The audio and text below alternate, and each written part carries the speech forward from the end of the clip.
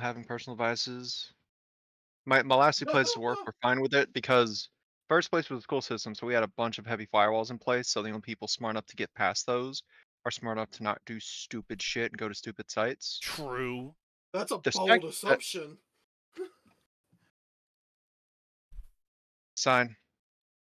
I could go to the average IT desk jockey these days and ask them if they know what a VPN is, and they'll just look at me confused. It's not You that bold. mean It's NordVPN? Oh, Surfshark? It's really not that. It's not that bold an assumption. Second job was small IT firm, and they had a really good eye for talent.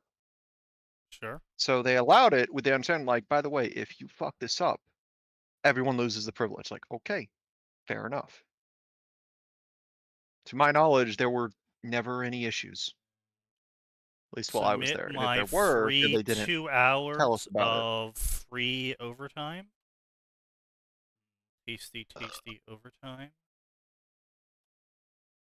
Oh boy. Yeah, I love patch errors. Patch errors are my favorite shit ever because I get to go and spend 3 hours after hours getting fucking free overtime and doing dick all to earn it. Let me guess, it's tell the computer to download. Yeah, I gotta download the iOS, load it, mount it, run it, wait for all the updates to finish, confirm it's running properly, confirm there's no further updates needed, confirm you can log in and everything. And, you know, so it's a lot of waiting, but, hey ho, free, PTO. Free OT, you mean? No. So my company runs a overtime to PTO conversion where they pay you in equivalent of PTO that you would got for normal time. That's nice. So yeah, it's 1.5 conversion. And we don't have a PTO cap either. We just have a PTO usage cap. We can't take more than 2 weeks off consecutively. Okay, yeah, that's cool. Anyway, your rant, Sneaky. Right, so my rant is people being fucking cagey about, oh, don't look at my screen! I have important stuff on your screen, you can't look on it! I'm sending important emails! Bitch, I'm fucking IT! I see all your emails! I see all your packets! I see you going on Facebook! I see your credit card numbers! If you use the company fucking internet, I fucking see it! Yeah. Yeah. Yeah, but it's a case of you can see it from the back end, but they can't see you seeing it, so it doesn't exist. But the moment you start looking at them there, it becomes I know that's what I'm saying. It's just these fucking people are just like, herder. No, you can't see these secret things. It's like, bitch, I'm IT. I already have. Yeah, but yeah, like, just come on, folks. Do not ever put your personal device ever on the company Wi-Fi under any circumstances. And like, listen, you know what? Or I'll be the if first you person to do, admit that I mess fine. around and I read well. No, it is fun if you do. Just don't go to stupid sites. Well, no, it's not just that. Don't log in on shit. Don't buy shit. And you're fine. Oh no, Here's the the thing. company knows. I don't recommend people do it simply because they will see all your network traffic. Like, yes. No, that's what I'm saying. It's just don't do stupid shit with it. Don't log in to Facebook. Don't buy shit on Amazon. Sneaky, a lot of times things stay auto logged in. Like if you get the Facebook app on your fucking phone, it stays logged in. Yeah, but that does a handshake that is separate from you just fucking putting in your password. From the login. Okay, yeah. Yeah, that's a completely. I don't know anything about networking. Even I knew that that's a completely separate thing that you don't need to worry about if it's already logged in. Browsing Facebook on it is what I'm getting at. Sure, they're going, but oh yeah, you're browsing Facebook. Yeah, but Atin's point was data security, not oh no, they can see me using my device. Yeah. No, also, I mean, my point was both. Okay. If they've got the time to be looking at that, what the fuck are you doing then? What the fuck are you doing? If you got enough time, if you got enough time in your job manager to be doing that, why the fuck are we hiring you? Yeah. But yeah, see no, again, always- the reason I was saying that is because like I said, we have some Bobs in the building who are rabidly looking for people to get rid of because they're bean counters and they only understand Counting Oh. beans. Well, I they have a suggestion you can put forth anonymously. Fire the bean counters. No, no, not Believe all of me. them. Just all but one. Figure out Yeah. which one's the Yes. best at his we don't job need and get rid of we that. don't need more than one. We The don't rest need of you all the can bean fight to the counters. death. Believe Yes. me. Believe me. If we had a choice, they wouldn't be here. Unfortunately, they've You don't been have a sent choice. by Well, our see, all you have to do investors. is lock them in the room and then say you'll unlock the room when there's one left alive. No, you lock them in the room with a half a brick in a sock. And if we're One lucky, half they'll a kill brick in a sock. themselves. I mean, I would also put the investors up to the same thing. Like, we don't need this many Yes. of you. How about you guys duke it out? Yes. CEOs, board Investor members, all blood the sports, C-suite. let's go! Listen, I desperately wish that was possible, but Yeah, It no is. kidding. It's just not likely. yes. You're not gonna get away with it. Oh no, hang on. You can get away with it if everyone has signed the waiver and you're not infringing on any of their constitutional rights. True. Fair. Accidents happen.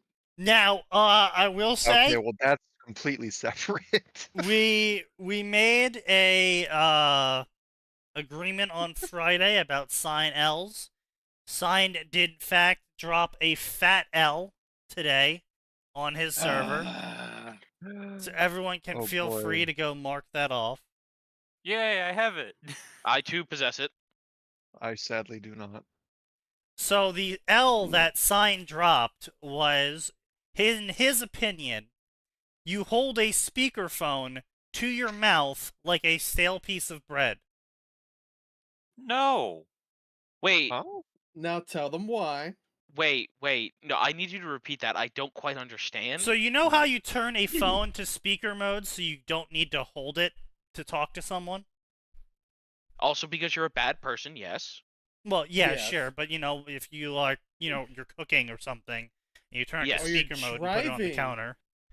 So Sign, in Sign's opinion, a reasonable thing to do is, instead of simply, I don't know, not talking to someone on the phone while driving, you Sometimes you can't do instead that. should put the phone onto speaker mode, or, instead of not being a bitch and just putting your phone up to your ear, Sometimes you can't you do should that. hold your phone like a piece of bread to your mouth so you can talk into the speaker in speakerphone mode.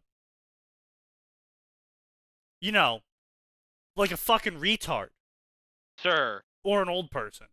But I repeat I myself. reiterate, if you're driving and you have hands-free requirement laws, If you're driving, put it in your lap. Yeah. If- Or, but therein lies mount the it problem. I on was your getting to that. vent with a GPS Yeah. spoiler, Again, or... I was getting to that. If your vehicle is too loud, your roads are too loud, traffic is too loud, and no one can hear what the fuck you're saying, you have to get that mic closer, don't you? That's just a If skill that's issue. happening, you shouldn't Okay. be having the conversation. First of all, I want to be Yeah, clear. well, if it's First of an all, emergency, you shouldn't be having a you have that conversation in your car conversation. at all. Like, Okay. 90% of the So- phone calls you receive are not important enough for the level of distraction they introduce to a person driving. I True. almost never answer my phone in the car. True. Yeah. So I this get is this is still a sign L. It is stupid. Unfortunately, it is a common habit in the South. Oh, I at know. least. Doesn't make it less of a sign L. It's still an L. It's still stupid. But you've seen people doing it, haven't you? Oh, That wow, doesn't yeah, make it I less also of a see sign. people, beat babies to death, but, Sneaky, that's needlessly hyperbolic. I That's see not people. hyperbolic. yeah, that's not hyperbolic.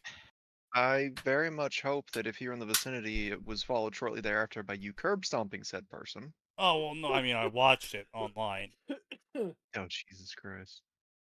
Of course. Don't worry, it was on, the Justice Porn subreddit, Yes. back before Ah, they closed good. it. I know Oh, exactly okay. what you're talking about. So karma was swift. Karma was Then. exceedingly swift. Yes. Good. So yeah, that's cooking. But anyway, yeah. So basically, Sign holds his phone like an old person who doesn't understand what a speaker is. Look, if I get a call in the car, I have my phone set up so only certain people can call me regardless. So if I get a phone call while I'm driving, it's important.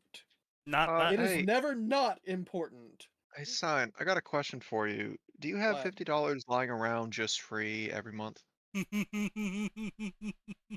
Because I've No, got some why? great inventions to sell you.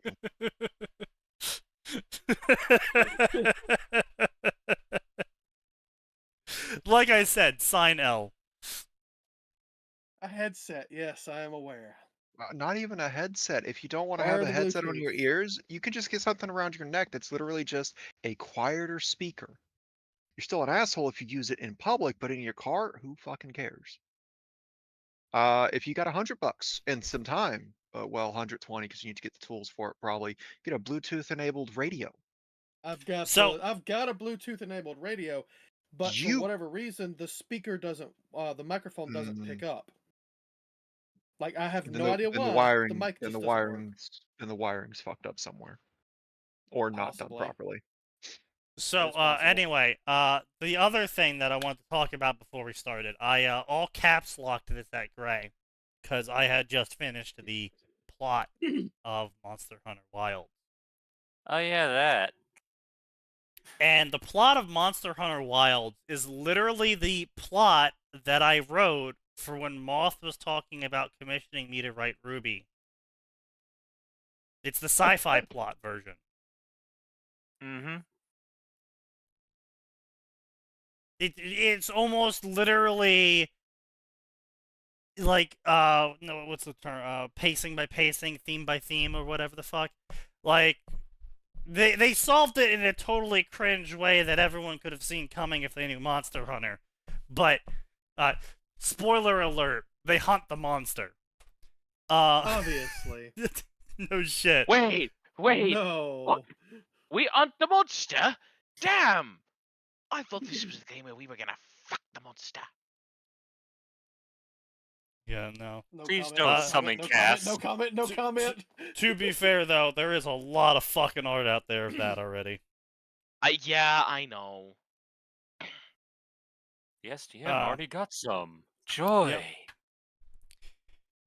But so anyway, the plot of Monster Hunter Wilds is a story where an entire land has their environment and the creatures that show up in it and the plants that show up in it and the powers that show up in it be completely dependent upon what everyone assumes is a natural force of nature creating these substances. And instead, it is revealed later on the storyline that actually it's a giant ancient machine underground that has been doing it. And that it was made so long ago that everyone forgot that was a thing.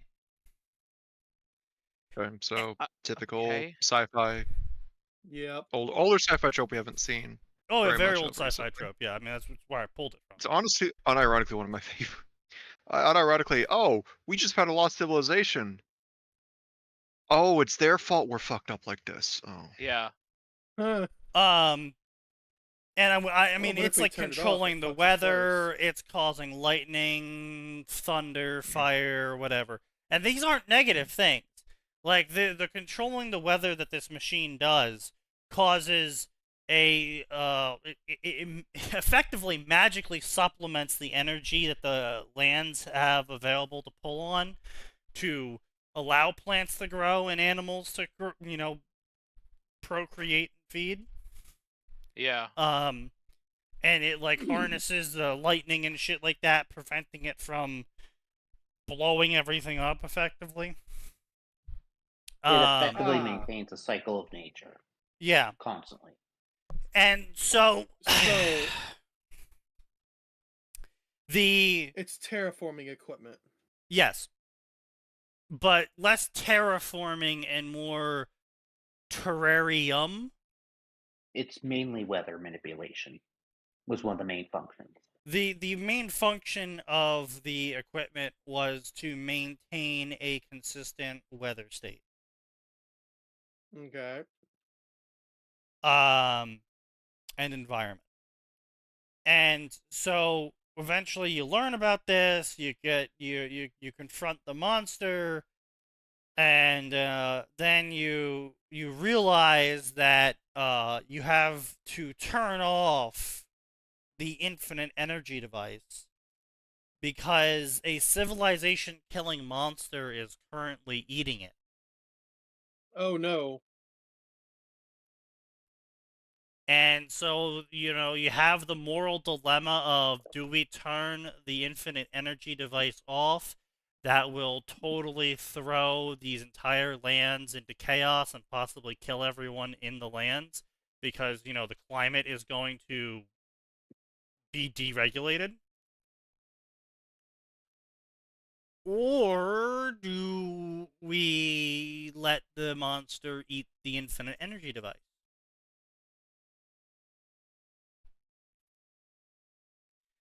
Yeah, let's not let the monster eat the infinite energy device. That sounds Just bad. kill the monster. Problem solved. Just Yes, kill the and that monster. was the solution that no one thought of, that was only realized when you got there. It was this whole moment of, like, the character being like, alright, fine, we'll turn off the infinite energy device and we'll doom my people to save the world.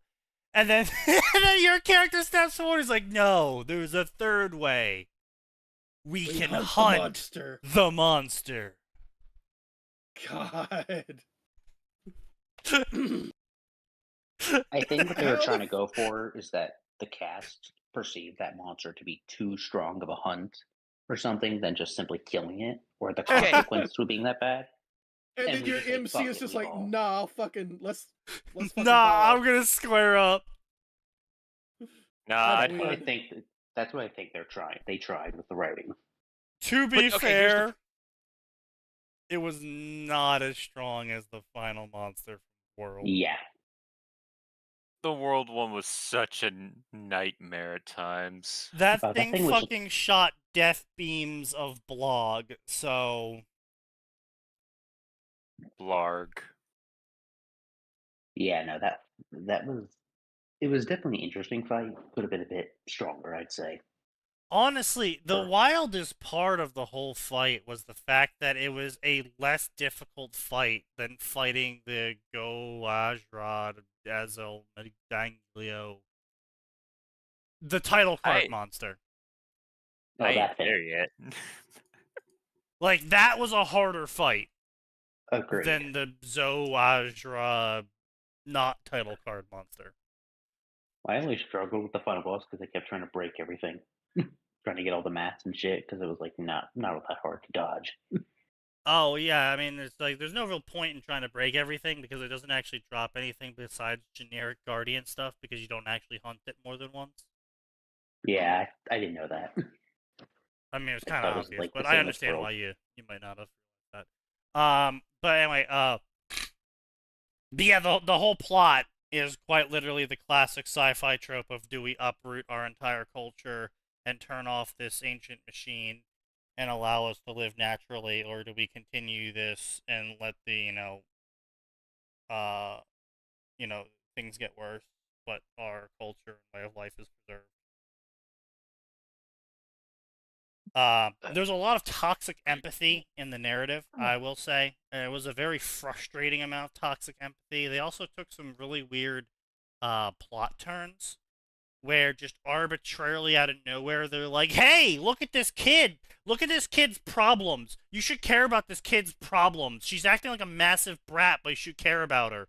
And then you do her mission, and Fuck then that you kid. never fucking pay attention to her again in the plot. And it's just like, what the fuck was that game? It's like she shows up in all of one cutscene, and like all of the characters are like, we have to care about her a lot, guys. and then she's not relevant at all for the rest of the fucking story. And that sounds like some dev's SI. And the plot line was that she was a girl boss and she didn't like being told that as a person who doesn't even know what a weapon is. So oh god, there is so much in this writing that I want to cover fucking here. Just oh my god. So okay, so one thing at a time. Because some of this writing was like So toxic positivity and toxic empathy. So there's multiple times throughout the story where just the characters say some really fucking off-the-wall scary shit. Like, at one point, the guide is like, no, we can't turn off the machine. Then these people's cultures who rely on the machine to perpetuate would die off. And one of the characters literally turns to her and goes, yeah, but then they would at least be alive if we turned off the machine. And the guide is like, but they're cultures. Fuck their culture. The guide was more concerned with their culture dying off than the genocide of an entire continent. Mm-hmm. And I'm just academics. Like, sounds right. It's just like Jesus fucking Not what you'd expect. And then start writing then. Yeah, right. The title card kid, the kid from the title card of Monster Hunter Wilds, he's just fucking insufferable half the time. But there was one moment where he learns that this, and by the way, none of the shit I'm saying is spoilers. Like, this is all old Monster Hunter lore that they're bringing back into the new game. You talking about the artificial stuff? Yeah, he's learning about the Guardians, yeah. Oh, okay, yeah, no, I saw that arc. I was like, you fucking retard. So basically, the kid learns that the title card monster was a Guardian, which is an artificial monster created by the ancient civilization for the purpose of being a shock troop. And the creature, when the civilization fell, went into dormancy because its main source of energy, the infinite energy device, stopped producing enough energy for it to maintain going because, you know, civilization collapsed.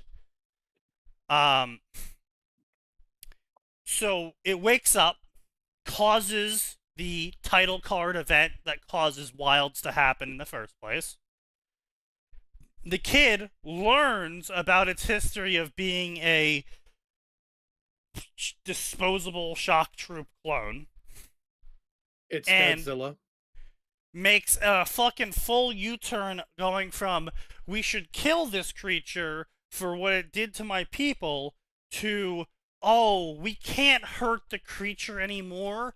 It's just trying to figure out how to live. And I tried to figure out how to live after leaving my people, so it's just like me. They did not go with that second Jurassic World movie end where she says, yes, fuck they you. did!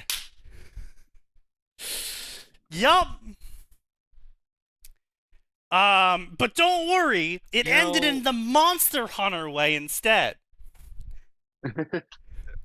I would hope so, considering Monster Hunter's always been very like, oh no, we understand they're just doing what their nature tells them to. Unfortunately for them, their nature tells them to destroy our way of life. However, so have you considered large sword? So fun thing is, like, during the thing with dealing with that special monster, it escalates enough that we have to actually go after it, and that kid pulls a full-on bitch fit about it.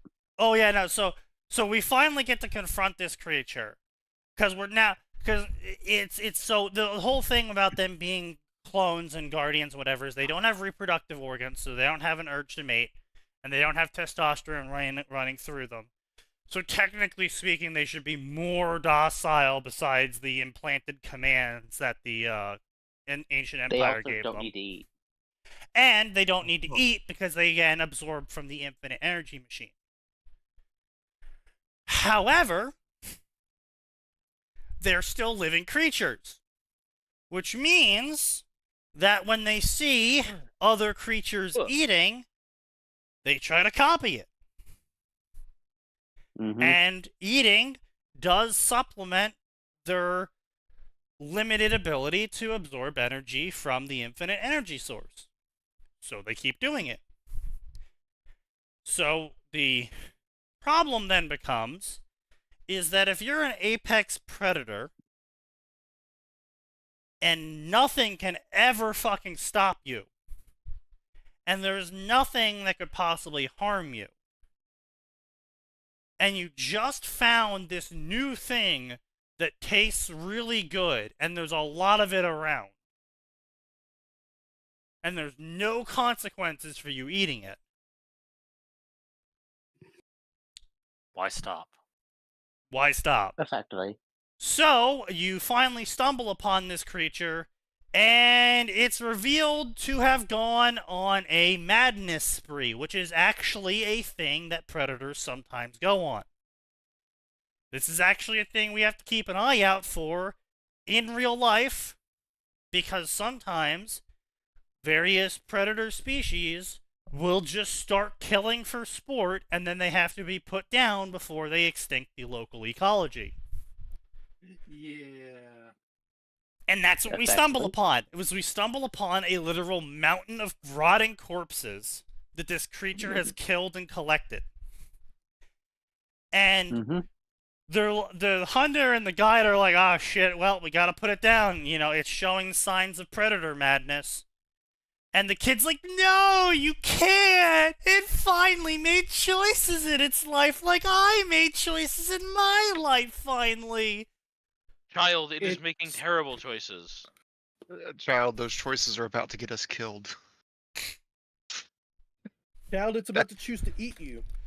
And then she says the pithy line of Monster Hunter.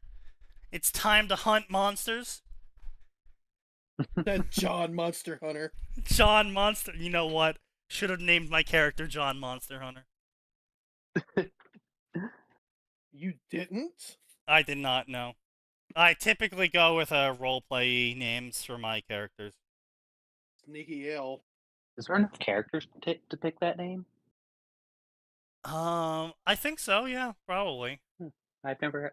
You know Maybe what? I'll make a abbreviate it. character. Yeah, John H. John John Hunter. Mon Hunter. Yeah, John Monhunter. A hunter must hunt. But yeah, the guide's like, oh god, I'm so sad we have to kill this shock troop clone that's genociding an entire ecology. Hunter, you have permission to hunt. I don't remember her being that I don't depressed. need your fucking permission. She seemed more resigned. than Actually, you do. anything. No, she was very sad about it.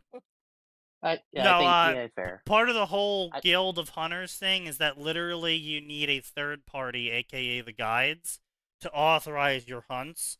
Because the whole thing about Monster Hunter is, yeah, we kill monsters, but we're not out ruthlessly hunting them because they're actually part of the ecosystem. The We guild need the basically ecosystem, otherwise the ecosystem collapses. Yeah, the guild Monster basically Hunters determines had that whether for it's safe or not to kill. they've had that for a while. Yeah. So Mhm. environmental messaging has been there probably since the second game at the absolute latest. Oh yeah, pretty I don't much. know about the first. I I know nothing about the first aside from you don't know what the fuck you're doing for the first 4 hours or something. But Back in the days yeah. of good luck. So yeah, that was the other toxic empathetic, which was just kind of like, oh, you fucking.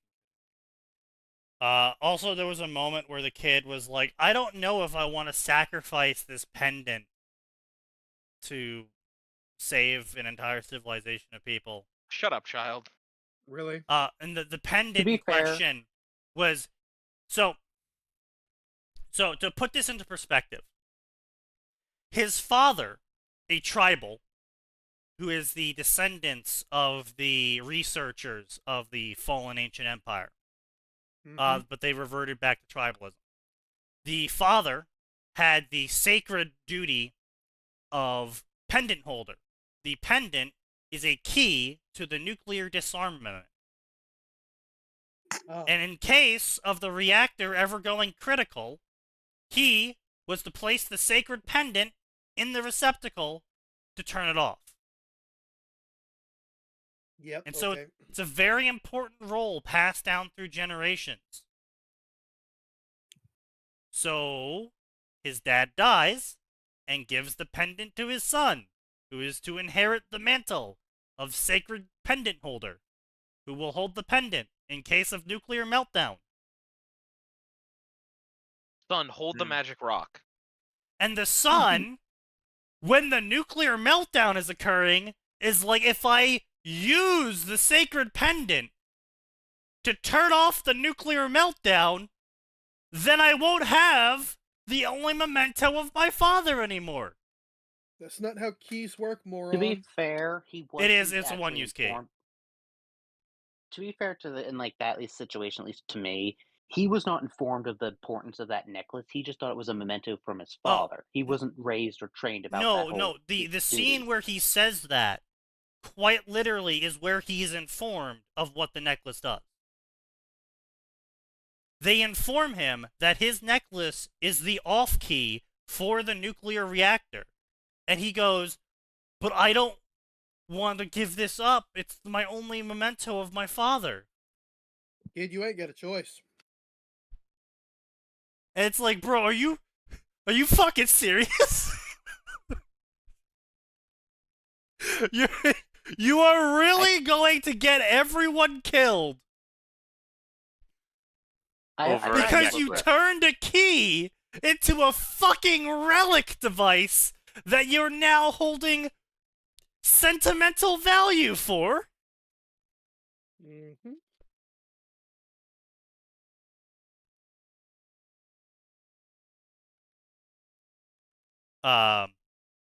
But yeah, the other shit that was going on, there was a lot of other questionable shit going on. Like, so the girl in question, and oh my god, this is a whole fucking rabbit hole. So a majority, or a next to entirety, we're talking like maybe 98% of the cast is European or Asiatic presenting. In terms of the people coming from the civilized lands.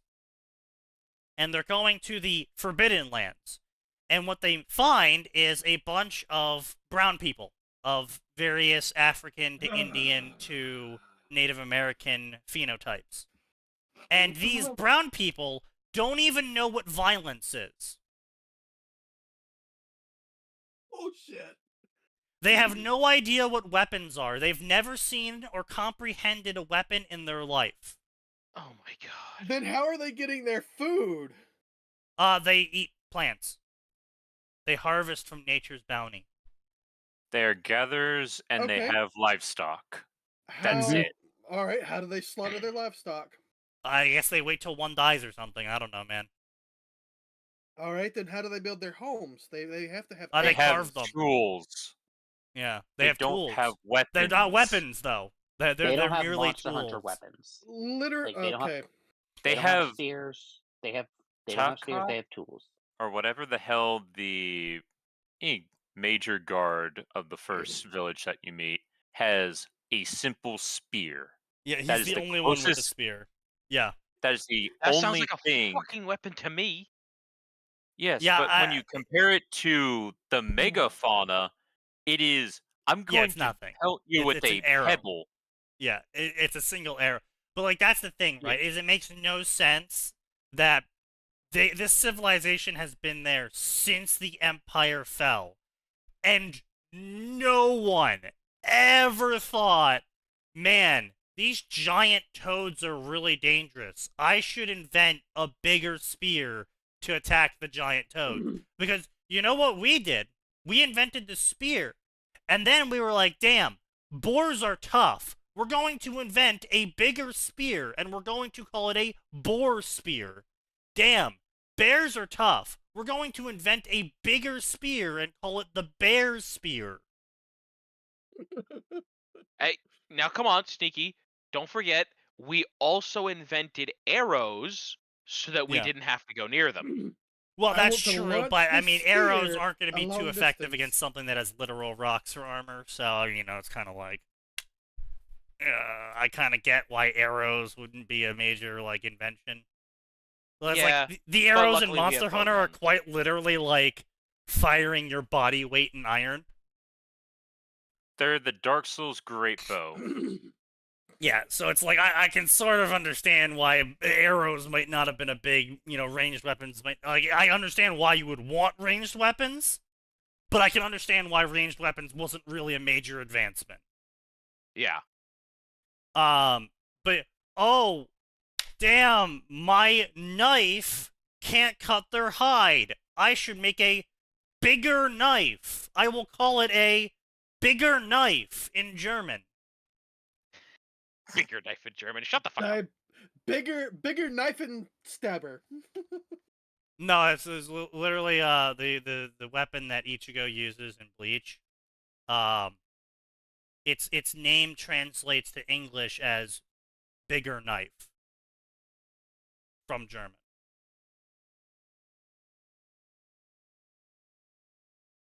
Because the whole thing is that they outlawed swords, so technically it kept the knife shape and didn't have a hilt, so it's not a sword, it's a bigger knife.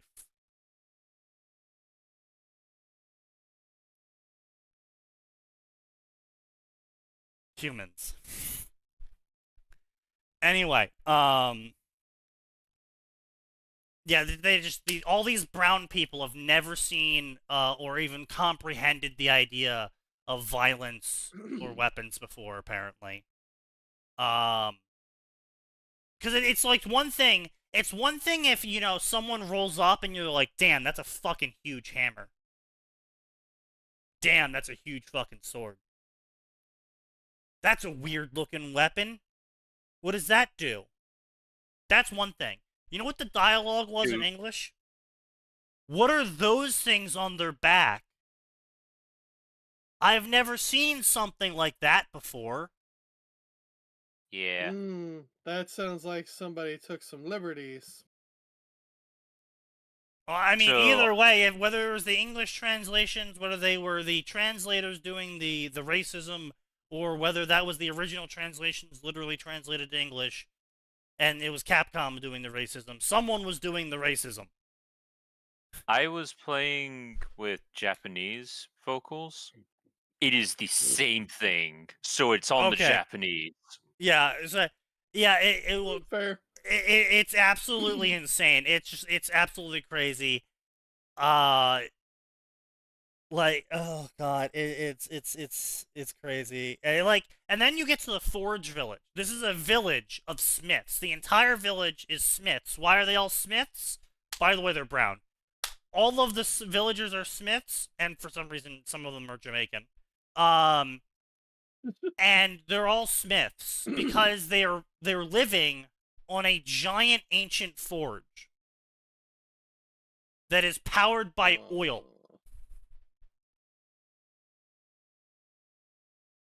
And they have something called the Fire Festival, where they turn the forge on and pour its contents out.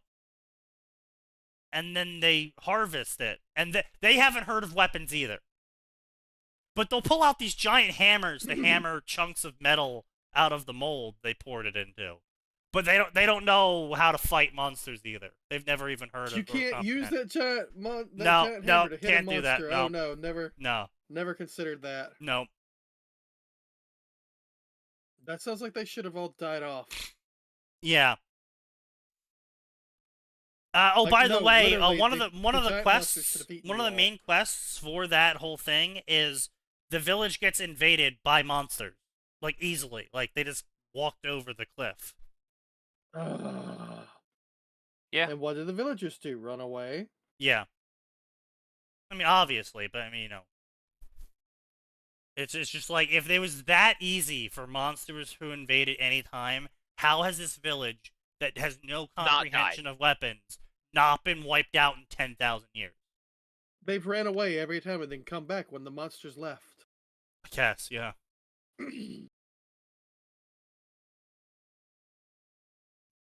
But no, I will say I did like the original village you find. So the reason why the original village doesn't get wiped out is because they collected a bunch of fulgurite and implanted it everywhere and made shit tons of wind chimes. And there's a apex predator in the desert that is covered in fulgurite and makes the same chiming noises whenever it moves around. So it tricks all of the monsters in the area thinking that the apex predator is over there, so they don't go there. Yeah, sure, that makes sense. That's a good thing. That like, but that's no, good. it's Good smart. I job. like it. Yeah, I thought it was a cool idea. No, However, I'm annoyed because, guys, the rest of the story. yeah. But well, I mean, the issue again though is that it's one of the reason why I'm even bringing all this stuff up is because this is like basic author failure issues. Like this is like first time story writing issues that authors don't think about when they're initially writing the story. But then if you look at the story, you're just like, that makes no fucking sense. Why did they do that? So basically, the premise of one of the main quest missions is that you need to rush back to the village to tell them that one of the packs of monsters has gained an alpha, and they're now going to attack the village because they're confident now that they have an alpha in the pack. They have alpha and weight of numbers. Well, no, it was specifically pointed out that it was specifically the fact that there was an alpha in the pack Yes. that made them confident. The alpha was there, and then the pack followed. Is essentially what I got out of it from the Japanese. Yeah, pretty much. I mean, that's how it was in English. But you're telling me that in the past 10,000 years that this village has been here, No one's acquired an alpha. pack has ever acquired an alpha. Until now. Until this very moment. No pack of monsters has ever had an alpha until right now. Yep, apparently. Until we showed up and apparently made a mess of things. Well, no, we didn't. That was the other thing, though. Is like this time around, is we actually That's didn't do anything. Is that the Doshiguma are originally supposed to be in the forest, but they came to the desert because they got pushed out by. I'm not even really even sure. Like, I don't think they ever really even said what they exactly pushed them out. But they just got pushed out somehow as a pack, and they went to the desert, and that's why they attacked the village. And it's kind of just like, huh?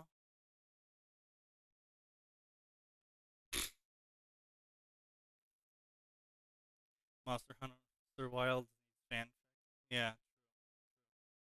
It's really hard to write Monster Hunter Wilds fanfic. Not because there's like no lore to work off of, but because the gameplay of Monster Hunter in general is just I fight a big monster and I kill it, and then like I take its claws and then I turn that into a sword, and then I use those claws to kill a bigger monster, and then insert generic Japanese plot at some point, kill some god dragon or something made of crystals or whatever, and then the gameplay loop is go out, kill thing, come back, rearm, go out, kill thing, come back rearmed. So, like, the lore is, there's enough lore to write a story, but the gameplay kind of prevents that because, you know, it's not like, you know, Fallout or Skyrim where you adventuring around causes you to run into creatures and dragons and deathclaws and you have to scrape by to survive. It's like, no, it's kind of in the title, Monster Hunter. You hunt monsters. In fact, it's a very successful profession with very low casualty rate. Such a low Monster hunting is casualty a rate. casual professional. So such a low casualty rate in monster hunting that you don't fail a quest by dying. You fail a quest by fainting too much that the monster leaves before you wake up. You leave by either Hmm. time going or getting knocked out and it just leaves while you're asleep, basically. Yeah. Because they are apparently just not worth. You're just not worth being killed. That monster should eat you, Yes, it should. but it doesn't. Yeah, but it doesn't.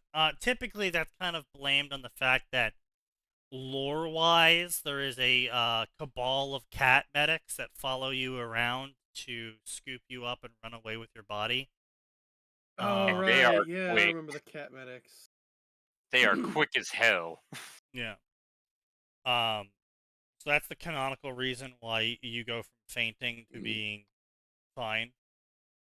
But that's still basically like it wouldn't have been hard for them to be like, you mission failed, you died, and then it goes back to the, you know, before the mission started or something. Like it wouldn't be that hard to do. And it's not like, oh, they can't have death occurring because it's a child's game, because fucking children's shows in Japan are like, hey kids, want to see someone get shot? So it's, you know, it's not like an age, you know, issue. A rock can become a weapon. True.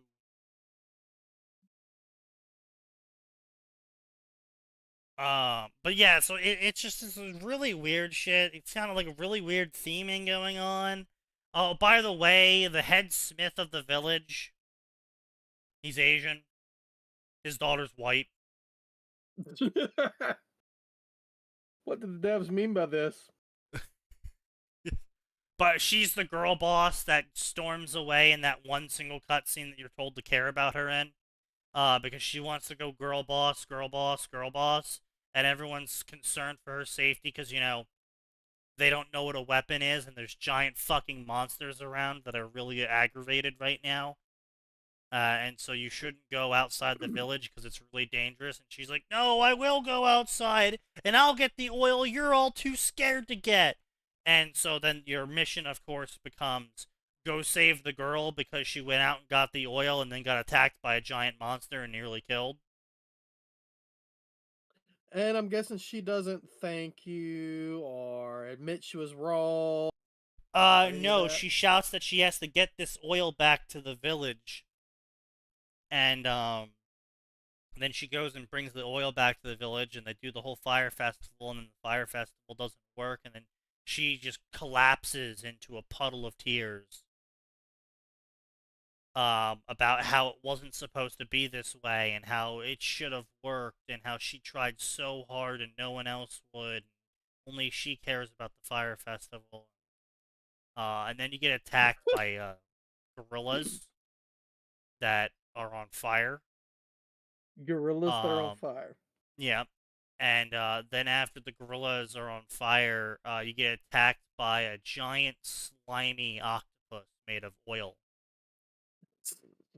Japan. Does the octopus kidnap the girl? The octopus does not kidnap the girl. It kidnaps the gorilla. What? Monster Hunter is in existence. Yes. They also Okay. made sure to animate buttholes on all of the creatures.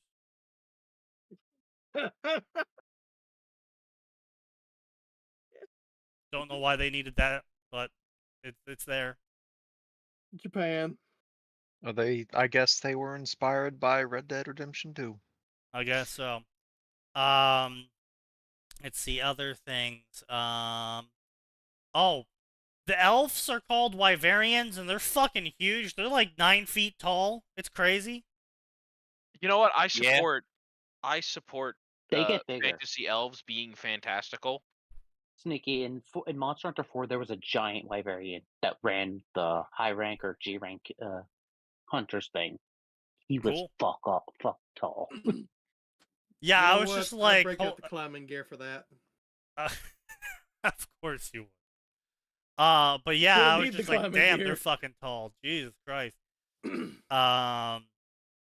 Let's see, blah blah blah. Generic enlightened tribals, noble savages. They hit on pretty much all the typical tropes that comes to that. Did you see the Ina clip where the gorillas attack and then she says she'll take care of it and then the giant octopus appears? Really godly timing. I have not, but that sounds great. I Link it. saw it perusing through YouTube, but I haven't watched it. It was a title screen. Here's the thing, right? I can't watch people play games like Monster Hunter. I can't watch them play Elden Ring. I can't watch them. I generally can't watch people play video games. I can watch Dota just fine. Because a lot of fucking shit's going on in Dota that like even I don't really like. There's a lot of shit going on in Dota that you can't see on the so like I don't really get too irritated when X, Y, or Z thing happens in Dota because it's like there's other shit going on that you can't understand. But like games like Monster Hunter and Elden Ring, it's not that fucking complicated. And just watching people be like, I have 9 vigor, and I'm going to go run at the boss and get into melee range, and then not That's a have a mistake. shield. Oh no. And then I'm going to start casting this really long cast time spell. Oh my god, I got one Oh, shot. that's a This boss mistake. is trash. I hate this game. I hate those people. Why did you get into melee range to cast? Is your spell that short a range? Is it No. touch attack? People are just that stupid, sign. People are just that stupid. And then, you know, people Casters playing should always Monster be Hunter where I'm maximum just like, range. I'm not good at Monster Hunter, don't get me wrong. I'm passable. I can beat the game. Yep. Mhm. Yep. I That's I fair. claim no authority when it comes to playing Monster Hunter. But even I can't watch people play Monster Hunter because a lot of people are just like, I'm gonna sit here and get these really weak attacks off and forget to sharpen my weapon, and I'm gonna, you know, see this really highly telegraphed attack from the boss and stand there Of course. and do nothing and get hit by I'm it. gonna fucking parry it. But yeah, so it's like I want to watch them play, and I know like Ina's good at Monster Hunter. Ina plays probably more Monster Hunter than I do. But I just can't watch them play games like that. It hurts. Yeah, that's fair. But yeah, so there's a lot of themes that some of them are fine, but there's a lot of narrative themes going on in Monster Hunter Wilds that kind of just made me sit there and go, why would you do that? That's a very questionable choice.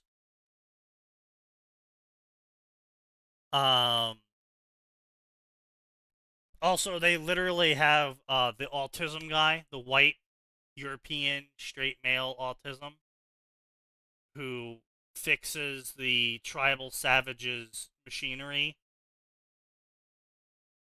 for them because he knows better. And Doesn't he really literally determine effectively has a line that says, where he comes up to you, he's like, sorry, I have the autism, so I don't understand why people are angry at me. I'm sorry. What? Yeah. So basically, the guy's a inventor slash smith, and he sees this giant forge, and he sees what the tribals are doing with the forge, and he's interested, and he's seeing the fuel they're throwing in, which is like crystallized limitless energy juice. And he's like, oh, where'd you get that? And they're like, oh, it's from the land spine. And the land spine is this giant helical biological machinery that when it gets damaged, it bleeds crystallized energy. Because the point of the land spine is to be a pipe to deliver this liquid limitless energy to the areas that needs it. And the tribals have taken to basically banging on it to cause leaks that they can harvest. Of course they have. So, eventually, them damaging the piping system so much caused the forge to no longer have the fuel to light up. Mm-hmm. And so he's like autistic, and he's like, "Oh, I gotta fix this." And so he goes and starts trying to fix it, while you go out and investigate what the fuck a land spine is, what the fuck a Welk, which is the name they gave to the infinite crystallized energy, is, and what it all means. And then you learn that the land spine is an artificial construct meant to deliver this liquid energy places. And It's a that pipeline. yeah. And that if the forge gets fixed, it might cause a pressure overload. Oh. Yeah. Oh no. And so they're like, oh shit, we gotta rush back. And so they rush back, and he's like, oh hey guys, you're just in time. I just fixed the forge. Oh shit. And they're like, oh no, we'll unfix it. You gotta re-break it. He's like, why? Why? The forge was broken, I fixed it. And so then obviously it overpressures. And doesn't explode because they just in time rerouted some of the forge pressure to another forge. Oh no, it did explode. It did explode a bit because they arrived just as they turned the damn thing on, and then they diffused the flame, so it didn't. It completely go top up. Well, it started to overflow in flames. It didn't explode. Trust me, you would know what an overpressure. So it got a little hot. Mm-hmm. Yes. Yeah, it got a little hotter than it should have been. And so they reroute some of the power into another forge and manage to take the pressure off the system, and all that's good. And then everyone's getting angry at him for fixing the forge when he didn't know that he shouldn't fix it, and no one informed him why he shouldn't fix it. Just that he was Nobody wrong knew for that they doing it. shouldn't fix it, I'm guessing. Yeah. They also And- arrived at the last moment to tell him to turn it off, and it's like he couldn't do shit, even if he did know. Yeah. And so then he comes up to you after getting scolded, and he's like, sorry, I think differently than everyone else, so I don't really understand why I'm supposed to say sorry to you. Only everyone gets angry at me if I don't, so I'm saying sorry. I still don't think what I did was wrong, but, that's just me because I have autism. So it's a completely fucking worthless apology. Yeah, well, I mean, no, not only is it a worthless apology, it's an apology that shouldn't have happened in the first place. I don't know why he's apologizing to me, and I don't know why they're making him apologize. Yeah. Well, he's apologizing to you because you're the player character, and he has to explain that he has an autism to you so that you understand why he did everything. Yeah, but, that's the thing, though, is, it doesn't matter that he has autism. He was an engineer who saw a broken object and was like, hey, I can probably Gotta fix fix this. this. And all the No, but people around Sneaky- him were like, "Oh, you can fix it? That's great. Go ahead and fix it." So he's like, "Okay, I'm gonna go fix it now." And then he fixed it. And then other people showed up and were like, "No, you can't fix it. It'll explode." And he's like, "What?" But Sneaky, no, don't you understand? His autism is a core part of his character, and he has to explicitly explain to you that he is autistic in order for you to understand his character. Yeah, I know, but I'm aware of why they did it. I'm just saying the entire thing was incredibly contrived and makes no Yes. fucking sense. Yes, that is generally how that goes. Yes. But yeah, it was just like, "Hello, I am the autism character. Please excuse my autism." It's No, like, I will No. not. You will learn. You okay, will learn but to blend in with society. well, no, I mean it's like no, but Monster Hunter World's all about eccentric people, so it doesn't really matter. But at the same time, Where it's the- like, huh? No, it is. Literally, it is common. all of the named characters in Monster Hunter are super eccentric. And Oh for yeah, they're your monster hunters. no, not even just the hunters, No. even just the regular Like people. the guides, the feline companions, the smiths, like everyone's weird. Like that's They kind don't of gotta be a the little point. crazy to work here. The Basically, the guild helper in 4 had an obsession, I think, with the Brachiosaurus, or at least it was memed as one. yeah. It had a specific obsession with a certain monster. It is common for them to be weird. But yeah, so it's just like the guy was first presented to you before you learn that he's autistic as like this, eye in the sky, silent thinker guy. He doesn't really remember faces or names. He kind of remembers people that are supposed to be important, that people will get angry at him if he doesn't remember. Oh, that But sounds familiar. he generally doesn't care because he's an engineer. He just makes things, and then people, if they like them, will take them and then make more of them, and then he'll move on to a new That's an project. engineer. That is an engineer, yes. Yeah, and that was like, okay, yeah, he's being portrayed as this like very stereotypical thematic engineer guy, and it's like, all right, He's all whatever. about the science. Yeah, Can he confirm. he just wants to make stuff, and at one point, when someone's like, "Well, what about this thing you made back then?" He's like, "Yeah, I don't really care. I don't really remember the principles behind it. Like, yeah, that's old news. I made that years ago." Yeah. So you Yeah, don't that remember the checks out. principles Yeah. of the thing you made. Well, it's not so much that he like doesn't remember it. Like he You could don't make care it to on remember. command if he needed to. It's that he doesn't devote the mental capacity to think about like everything that went into it, like the proofs, because they want to talk to him about the proofs, and he's like, I don't really care about the proofs. Okay, yeah, I gotcha. That makes sense. Yeah, and he was just like, I don't really care. I want to talk about my old works. I want to do new stuff. And so yeah, it was just like, why did you have to be like, oh, hello, I am the autism. That's why I'm so weird. It's like, what? So he is decidedly not risen with autism. Yeah, he's not risen. God damn it. You But, can blame the internet for that one, buddy.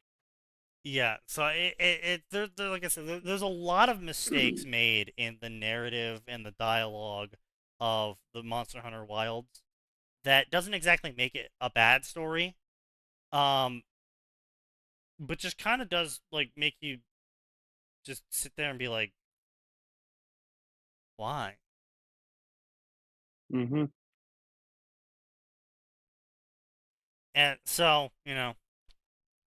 Anyway, speaking of bad stories, let's get into fanfiction. Bleach. We all know it. We all hate it. But it's here No anyway. shit. Almost was Ruby, so, take the wins where you get them.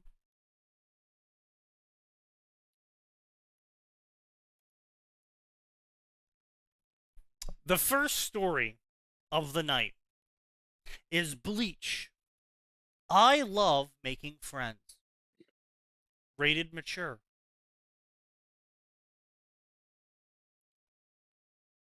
Somehow, I feel like this might be a mistranslation. Or a euphemism. Either or. Transported to Bleach's world, Haruki joins Aizen's 5th division with the power to see through souls.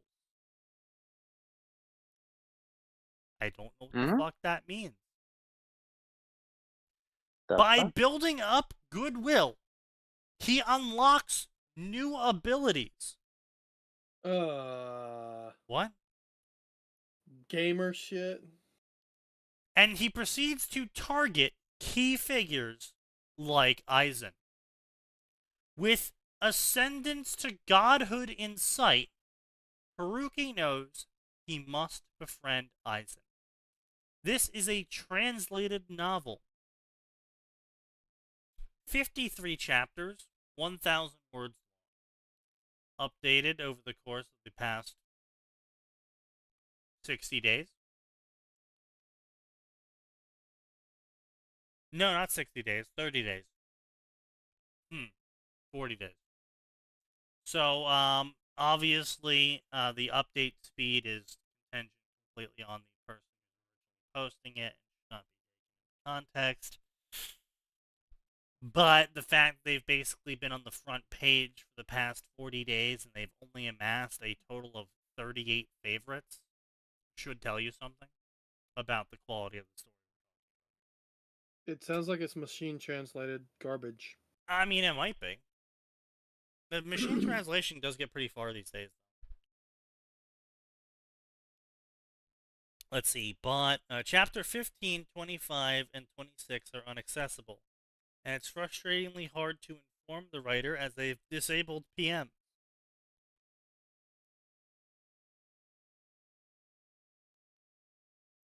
That's rough, buddy. If he's going to make the Hollows into warlords, at least call them the warlords of the Sand Sea, as there is no water in Hueco Mundo. Also, he called them the warlords of the sea. Amazing. Also, considering that the warlords in One Piece are pirates, shouldn't Haruki's warlords be Quincy that have turned on the Wandenreich? The Hollows are closer to the Revolutionary Army if we're doing faction comparison.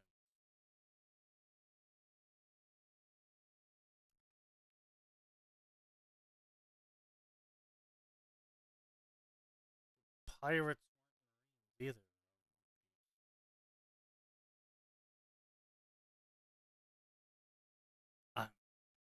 Okay, reader. More news at 11. Aizen would have the SI twisted so fast it wouldn't even be funny. Aizen has anime smart, no isekai pro tag being in close proximity to him. Starting weak has any chance against him? True, brother, true. Very true, brother.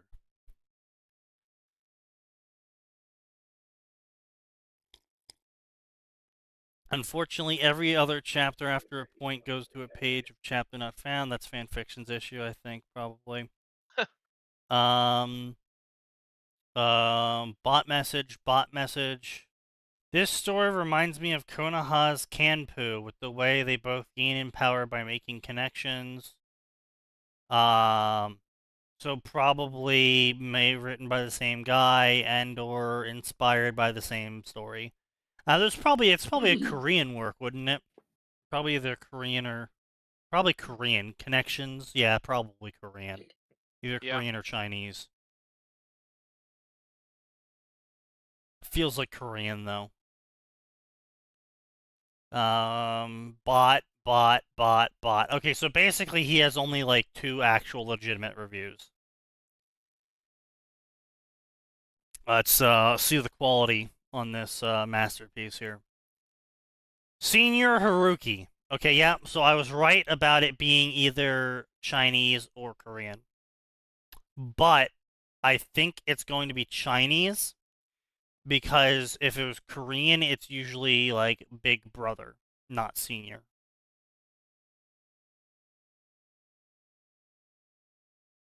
Because the Koreans do the whole family thing. Yeah. Okay, so Japanese also have words both for Big Brother and for Senior and for Elder. and for I'm et cetera aware. and so I'm forth. just saying And in terms of implementation in story structure, I see it more like so like in Japanese, I see in translations both fan and official, I see a lot more just name or big sister.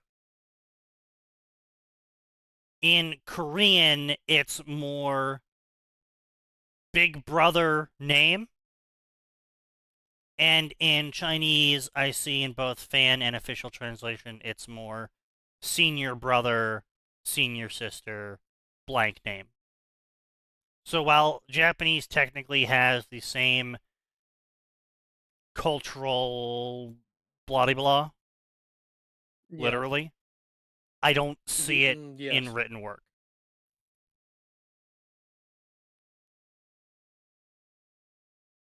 Culturally. Some Korean translations keep basic Korean words like oppa or uni, kind of like chan and kun in some fics. That too. Yeah. But if this is going to be machine translated, they probably wouldn't make those sort of fan translation customizations. No. They wouldn't know to make them mostly.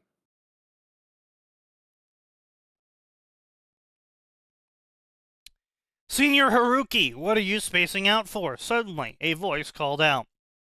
Haruki turned his head to look and saw red-haired man dressed in black outfit resembling a kimono. No, it's literally a kimono.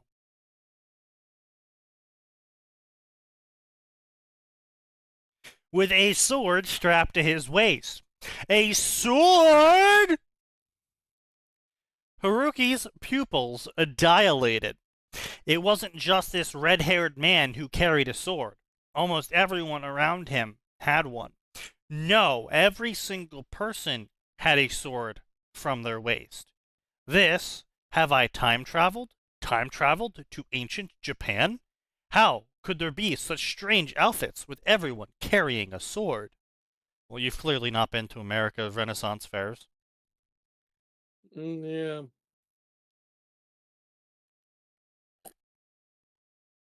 Elder brother Shen. Yeah, true. Yeah, basically, yeah. In his shock, Haruki noticed something on the red-haired man's chest, right around his part, or perhaps where his soul would be. There was line of text. Star Chaser chasing stars, you can transcend class and limits. That is the most fucking OP buff I've ever heard in existence. Holy shit. Bullshit. You get friends with Renji and you instantly no longer have caps? Yeah, break damage limit.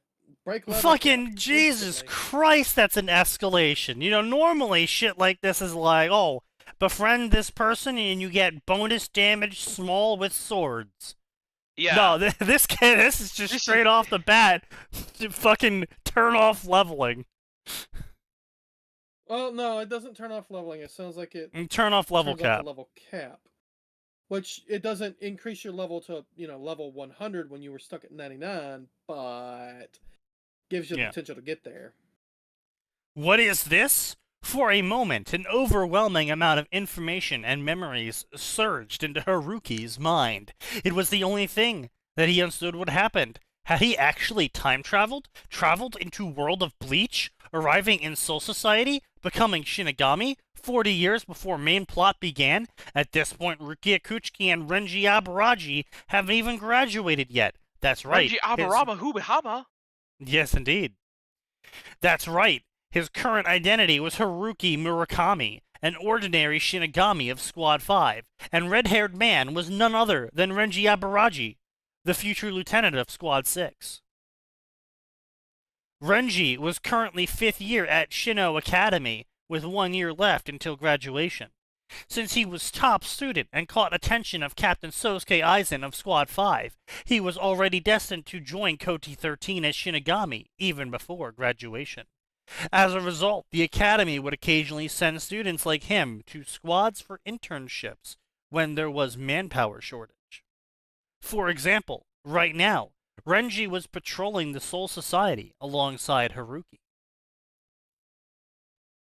After crossing over, Haruki discovered he had cheat ability, superpower system. System allowed Haruki to gain superpowers. Thank you, author. Without your eloquent descriptions, I would have never guessed that was what that did.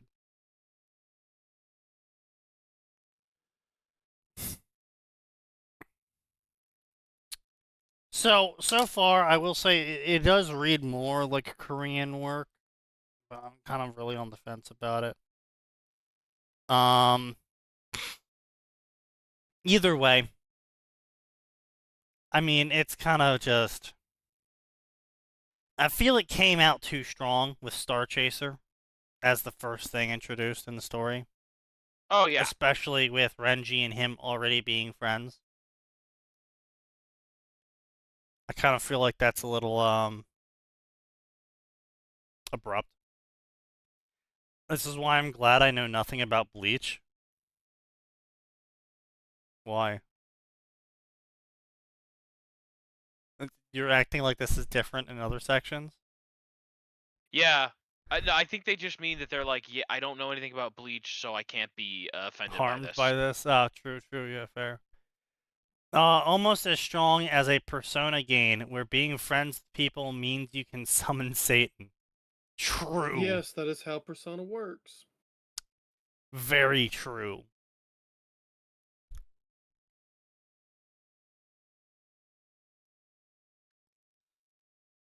Very, very true, yeah.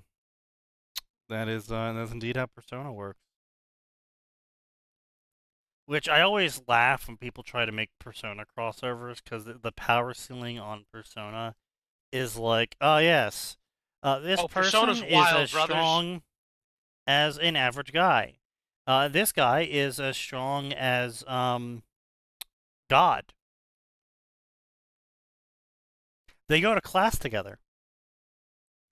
It's just like, oh, okay. Well then.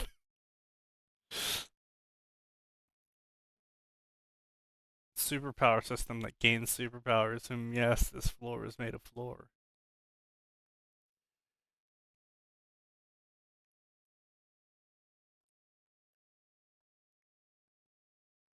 To be fair, you have to level up to being Satan. Well, I mean, yeah, true. But still, you know. It exists. The method of acquiring superpowers was making friends. Superpowered weren't related to the individual weren't related to Zanpakuto abilities, but instead the individual traits of the people in question. Renji's was Star Chaser, symbolizing his desire to transcend social class and pursue Rukia. Uncapped growth is basically like trying to date a noble as a commoner. Yeah. Sure. Yeah. All right. I have no idea what you're talking. Of course it is. Like, what are you talking about?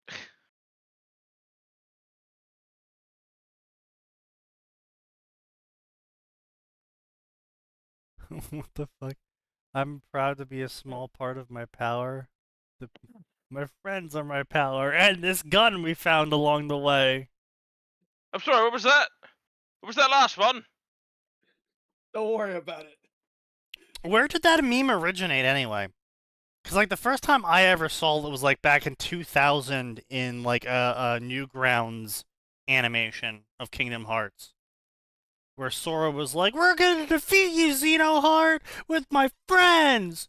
And this gun I found! I'm sorry, what was that? My friends! No, after No, that. the other one. Gun I found!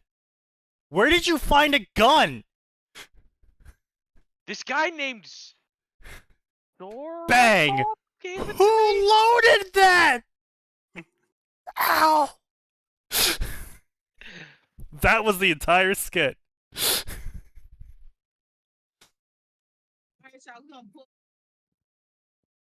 Turn off the porn sign. We can hear it. Yeah. Or alternately, make sure to turn it up so the entire class knows exactly how disgusting you are. True.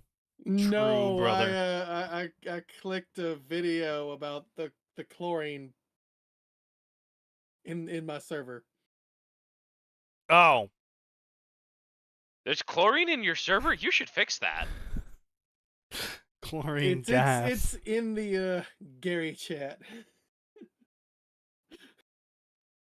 Oh god, what the fuck is this? Yeah, it's a person. Call making me a Taylor chlorine bomb. Herbert because I didn't bring a knife to road rage. True, brother, true.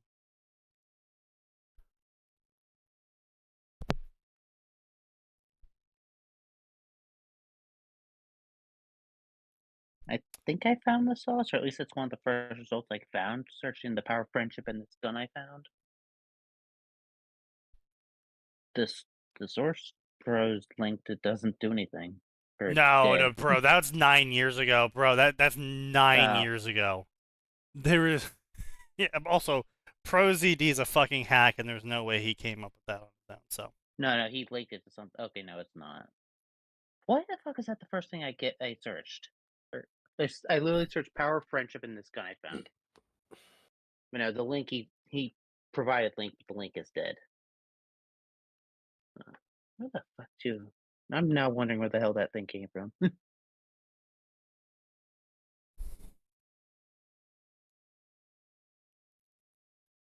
Pretty sure it's just some random Tumblr post, it seems. I'm sure TV Tropes will have a source. TV Tropes usually does. Yeah, No, it's usually pretty good about that.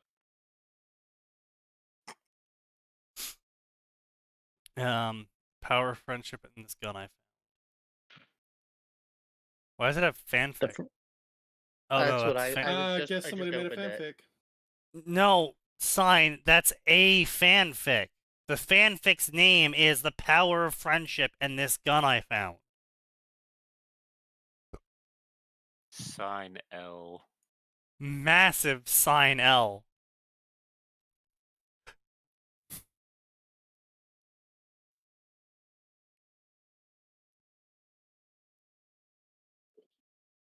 What is the source of the meme? What does it mean? This might be old enough that this source is lost to time. That's It's incredible. possible.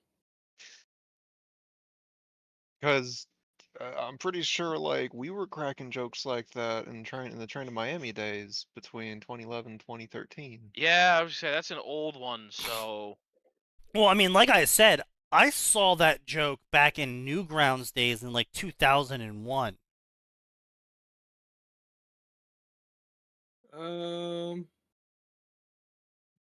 So, I Your mean, meme seems to think it came from My Little Pony. no, impossible. My Little Pony isn't old enough. not even close. So, thinking about it logically, Power of Friendship and This Gun I Found is making fun of magical girl shows and where they shoot big off fucking laser beams. Yeah. Which None of means that it had sense. to come after magical girls got popular. So I'm thinking possibly around early 90s because of Sailor Moon. Well, Nanoha kind of became the big one for that. Like, Yeah, if it didn't come sure. from Sailor Moon, it came from Nanoha. Yes, but it's probably from Sailor Moon because, I mean, they whip out some crazy shit in Sailor Moon. Like, there's literally, like, True. galaxy-wiping death Galaxy blast, but it's destroying okay. All of the death good people lasers. don't die. Yes. It's okay, it only kills evil people. This laser only kills Literally, evil because it's people. Sailor Moon. Because it's powered by love. What? I mean, it's like This is the love Goku laser. and the It Spirit can't Bomb. kill good people. You wiped It's- out 17 city blocks. Well, then I guess They they were weren't all good. demons. Actually was the Demon Resettlement Project. No, it's like Actually, you Goku know and the what? I Spirit would Bomb. like to see that either show up in a fan fiction or an official episode. Oh, I shot my love beam and I hit the city, but it's okay. It doesn't matter because it's like a super special beam that only kills demons.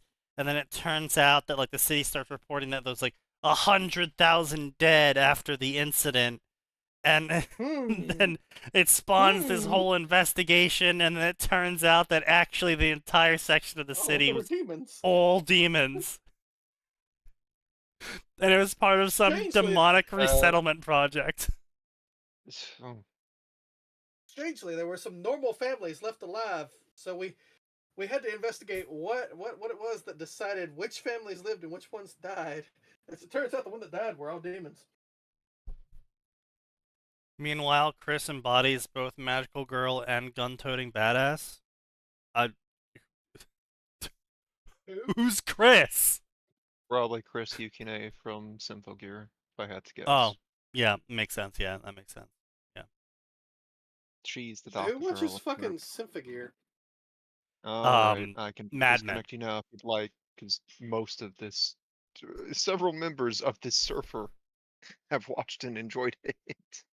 It is Well, great. see, you're acting out here like me saying Mad Men doesn't also apply to most of this server. Yeah. I'm responding to Sign, not you. Yeah, I know, but he asked, I answered. Mad Men. He's allowed to have his bad opinions, but he needs to learn when to keep his mouth shut about them. True. Yes. True, brother. True. Never. Then you will continue to rack up L's. The sign is the internal L maker. Unlimited L works. 2 steps away from being a perpetual energy machine with that. The sign, you have to turn the speakerphone on if you want us to hear you.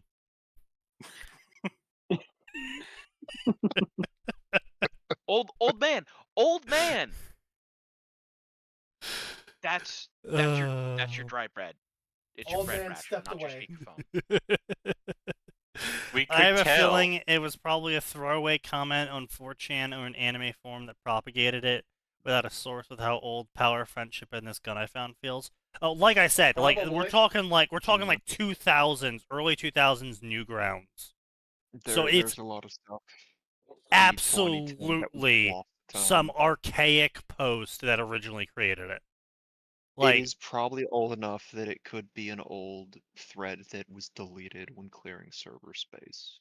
yeah, like there is 100% chance that we're talking like an old obscure form of like, you know, one of the many .com websites back in the day when everyone had their own little fucking form website. Of someone making that joke and then it just propagating from there. Oh my god, it could have been a GeoCities. Fuck, it probably was GeoCities.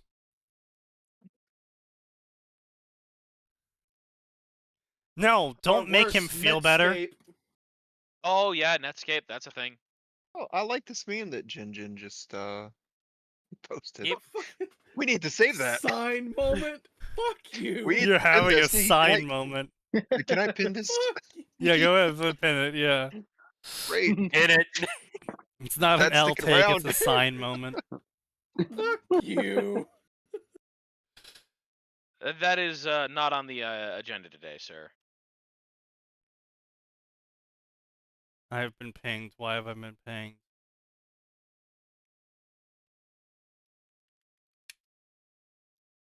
I don't know why you Yes, pinged me over there, but okay. Yes, it's on my list, and I haven't had a chance to watch it. And my Oh, list is gee. backed up more than 2 Well, years. You know Well, what, Sign? If you stopped gooning so much, maybe you would have more time to write and watch anime. I don't goon nearly as Yeah. much as you think I do. If Doubt. it helps move it up Mm. the list, Sign, Sinful Gear is completed. Like it is done. It is a Yeah, simple but so All- is action show. Nanoha, and that would be like 7 Nanoha seasons is I not need to done. watch. Nanoha's not They're Oh, it's adding- not done. They're adding a new season of anime. Oh, okay. They are? So Oh. Yes. Speaking of which, great. fucking, what was that? Wait, Oh, shit, I guess fuck, I need to update the library Gray, to watch Aura, help that. me out here. You all saw the announcement. What's that thing that's getting a fucking season 2 after 17 years? Lucky Star! Yeah, like Oh Star. my god, Lucky Star's getting a second season? Oh yeah, I forgot Yeah. about that. What are they Lucky gonna- Star just announced the What are you second gonna season, do? 17 years later. What the fuck? Is I mean, is it gonna be like post college years? Funny enough, they do What have are a they manga gonna- spin-off of that already. I'm aware they Fair. do. It's pretty well liked as well. Mhm. Yep. So we'll see what happens, yeah. I know Tanya is getting a second season this coming year at Fourth? some point. Well, I would say season? that's especially weird because they've got the Second. movie. Yes, they've Yeah. got the movie. The second season is supposed to pick up after the movie. I know it's just like, okay. oh yeah, make sure you saw the movie, which I mean, fair, but still. The movie was good. I could have It was sworn pretty I good. watched a second season of Tanya. No. No, I It was no, only you one may have watched the season. movie. there's the movie, there's the OVA that takes place between the two, and then There's there's an the OVA? movie. Yes. Yeah.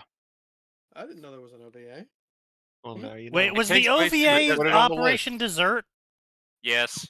Okay, Operation Dessert? yes. We will not give basically- context. Yeah, basically Tanya gets really hungry and kills a lot of people. Oh, okay, yeah, apparently there is an OVA. Downloading that now. Okay, so I watched the OVA, I watched season 1, then, wait, was the movie the Russian campaign? Yes, the movie Yes. was the Russian campaign. Yeah. She also That was fought a Mary movie? Sue there. She fought Mary Sue Yes. too, yes. Damn, that's crazy. And then it's going to pick up. Don't Did I know finish exactly watching? what they're going. Ping.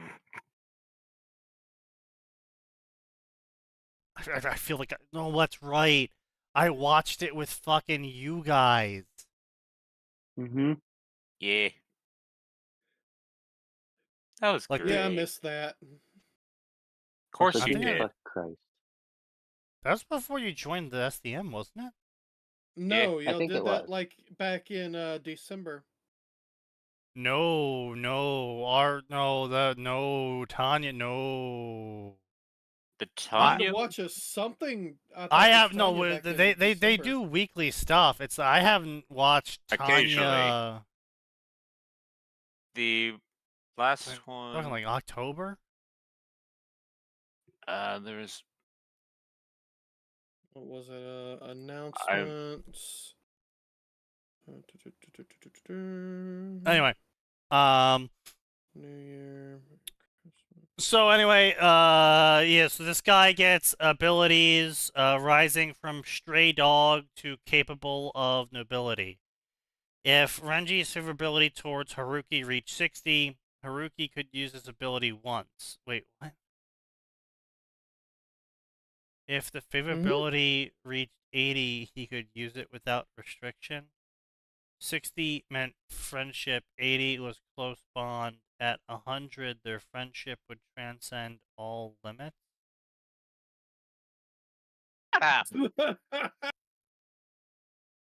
Haruki checked and saw that Renji's favorability was over 60, meaning he could use Star Chaser once. I don't understand. If Star Chaser is chasing the stars above, you can transcend class and limits. What do you mean, use it once?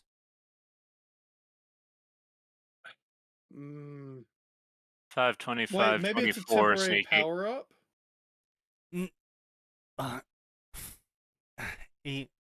Maybe? It doesn't make sense that it would be.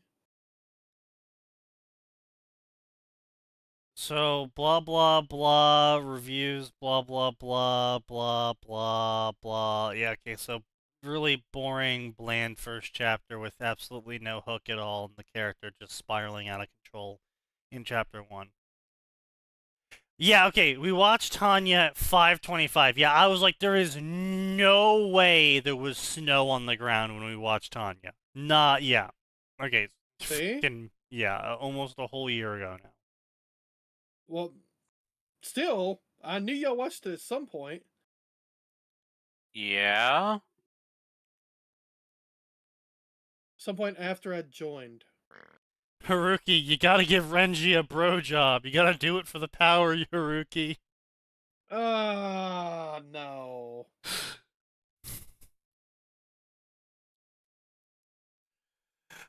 Blood Debt by Blue Storyteller. Yasuke Manabe was a regular guy, just kidding.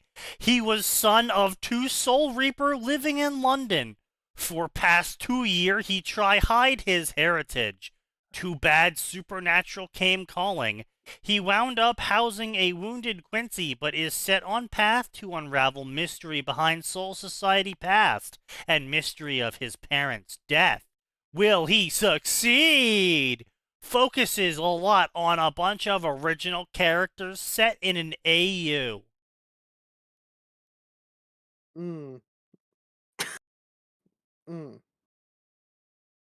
Nope. Didn't Bleach also have the thing set in London with like an entire spin-off? Non-canon as far as I'm concerned, because the author released it as like a spin-off extension story, like after everything was said and done. But yeah, it's like the Witch Academy or some shit like that. Yeah, the where Witch apparently- Academy yeah, or yeah. whatever the fuck it was. Yeah. So I just so fucking stupid. I just saw a man that looks like the Joker named Wii Sports. I love this community. True. Okay. Monhun is great. Just once, I would like to see the MC fail and die. No. I mean, it's a really mixed bag, right? I've seen stories like that. It's fucking terrible. Like, Like, you Gantz pulled that shit and then brought the MC back because they had a built-in resurrection system, but still, when it happened, it was fucking awful. a real Gabriel Blessing moment. A real familiar of 0 hours. On me. I mean, it's like it's one of those things that sounds cool. Where the MC dies. No, it does. It does sound cool. It's like, oh, but what if the MC He dies? killed the main character. Yo, bro. It sounds cool, but in practice, it's just not narratively feasible. It's a lot of investment into a character, story-wise, to then kill them off. It's why there's actually a lot of negative opinion around Game of Thrones now, is because I see a lot of people complain about this. Is that like, oh, but I like that character. I'm not going to watch the show anymore. Sounds And, right. you know, you're going to get a certain level of that. But I think characters should be able to die. Fuck people being like, oh, I won't watch the show if they die. I think characters should be able to die because that adds stakes to the story. But if you kill off too many characters and then introduce mid-story new characters to replace them in the cast, because you kind of have to keep the pacing going, then you kind of pull a Ship of Theseus moment where you get to a certain point where you're just like, well, why am I reading the story anymore if it's not about the original cast that I originally read the story for? Yeah, you're kind of losing my investment in the story. You have to do really good world building to make up for it. Like, really fucking good world building. You can do it more in fan fiction because generally people already know how the story goes. So having like a fanfic where like the guy's like super fucking arrogant, he's like, "Oh, I know all the Naruto lore," and it turns out that this is like Naruto except it's real and how everything would work if it was real and not, animified. Oh, so you're super fucked. And so he like makes a bunch of assumptions about the characters and about the lore and about what happens and then fucks himself over massively and then dies. Like that would be like a story, but like you would only really get short story value out of it. Um If he fucked himself over really bad and then recovered, that'd be a good story. yeah, that would be another, that would be a way to do it as well, is to make a longer story out of it as recovery. But if you want to kill the main character, that's a short story's worth at best. You have to do so much fucking world building to make up for the fact that you're killing off characters that are in the main cast. Killing one character in the main cast adds stakes. Killing 10 characters in the main cast kind of makes people lose their investment in characters, because then you're like, oh, well, if they killed this character that they've had featured in 90 chapters, what about this character that's only had 5 chapters? Yep. Why should I care about them now? Because they're probably just gonna fucking die. They just had this whole fucking character arc, which means the author's probably gonna kill them off now. Yep, that's throwing up Yeah. death flags. And so, And that's how people are going to look at it. yeah, and so eventually you basically train your audience into not caring about characters because they know you're gonna kill them. Yeah. Oh, he had the most character development. Well, he's going to die next. Walking Dead moment. True, brother. Oh, Yeah. God. Yeah. Honestly, Walking Dead is probably one of the worst offenders of that, but Walking Dead's got so many fucking narrative issues. The comic was good. The series. no. Hang called on. You know what? The comic was overblown. It It was. was, yes. But Yes. it was also good. Okay, it was a 7 out of 10. Yeah, thereabouts, yeah. It's like Like, the Invincible comic. Also, yeah. good comic, but completely overblown. Yeah, it was okay. It was all right. It wasn't anything special, but it was like, all right, yeah, it was pretty good. Yeah, I like the art style. And then the series ruined it.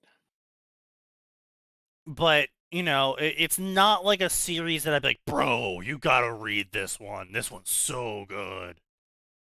It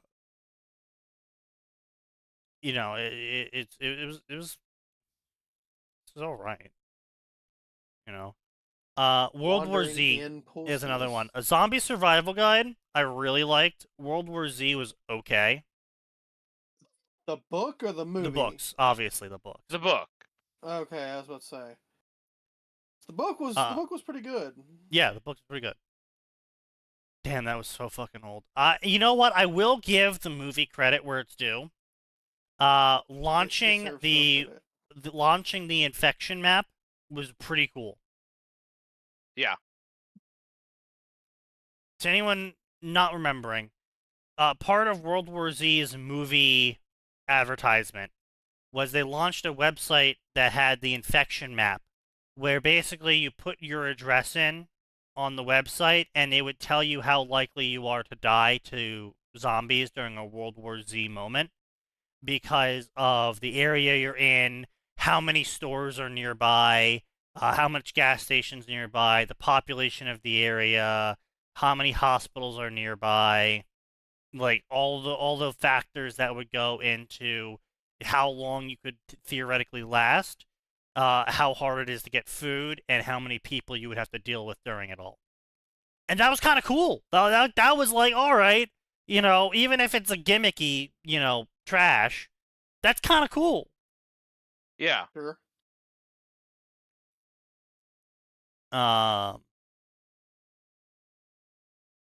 Wandering Inn pulls this, killing characters. Yeah, I mean, again, if it's like, if you do a lot of world building, it can sort of work where you focus on getting people invested in the stories of the people coming to the inn, or the world, the general arc of the world in general, of like the rise of the kings, the falls of the kings, the political intrigue. If you get them invested in things that aren't the characters, you can get more away with killing off the characters. But it's really hard to get people invested in philosophical concepts. Yeah.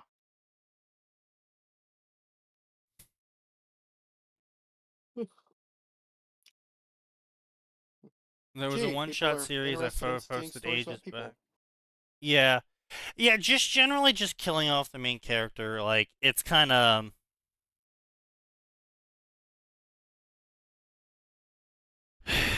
It's doable, right?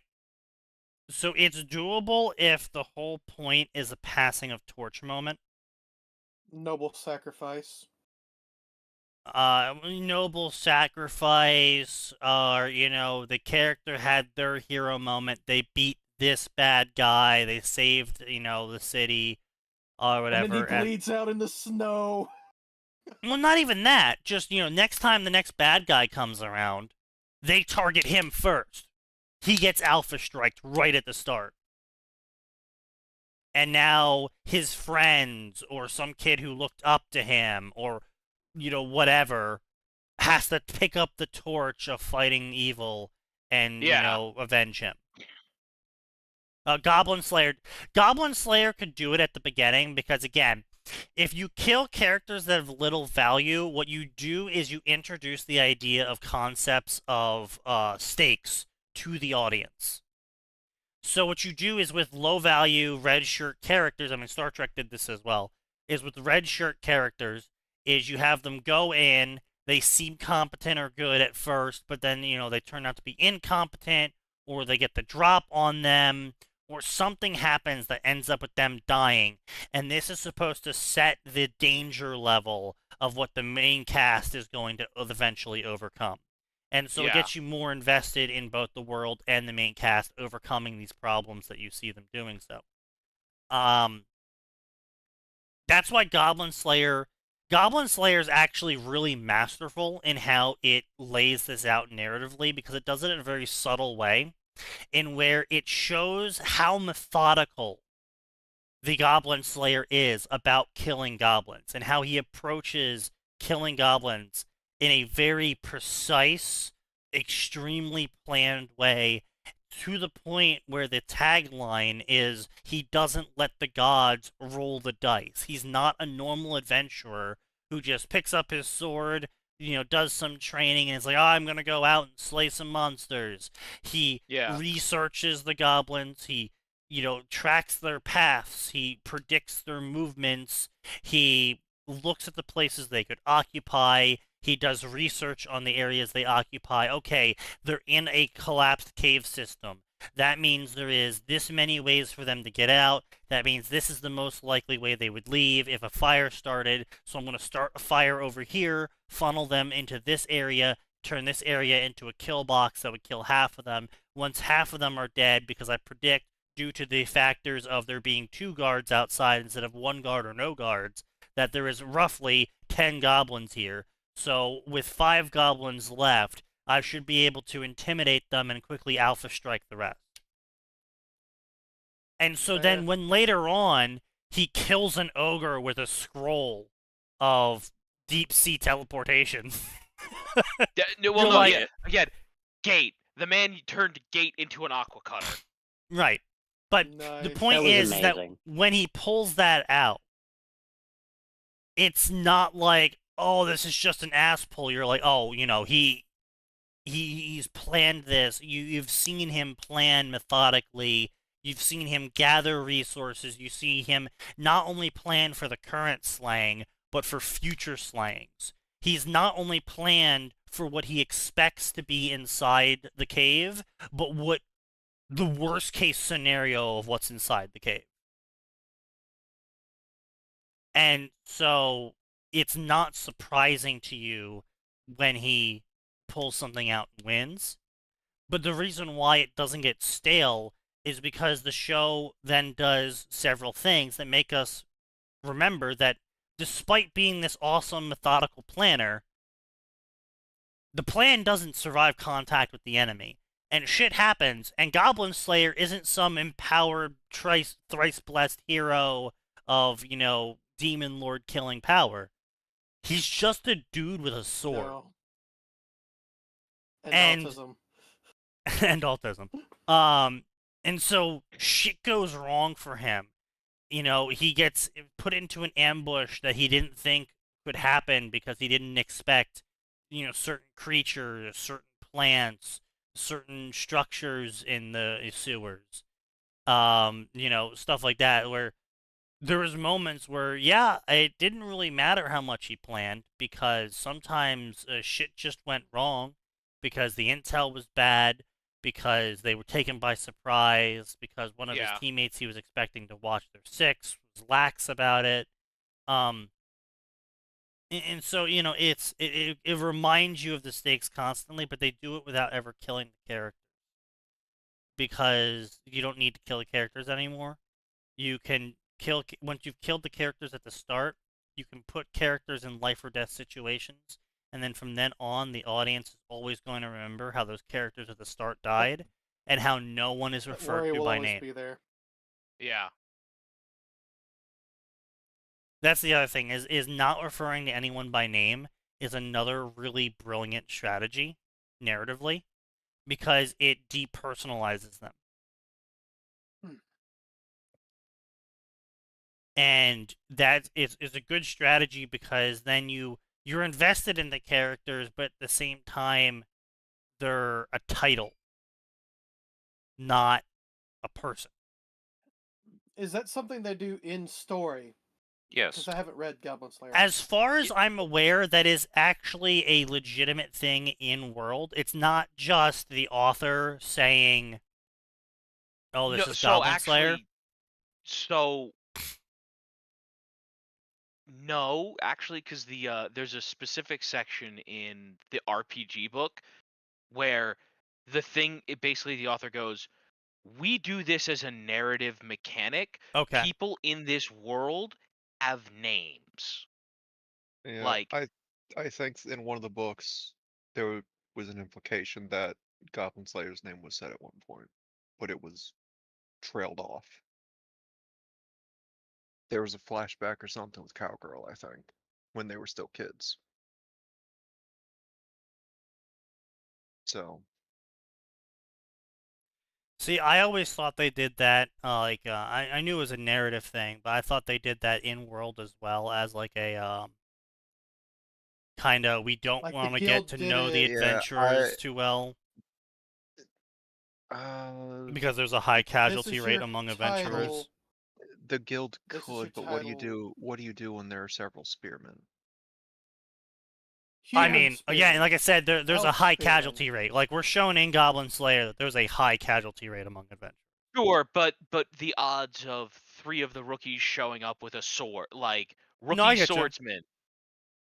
No, I hear you. Rookie Swordsman 1, Rookie Swordsman 2, Also, Rookie Swordsman that 3. that would be really awkward to live in that world as a child and have to wait until you have a job to be assigned a name then. Child. No.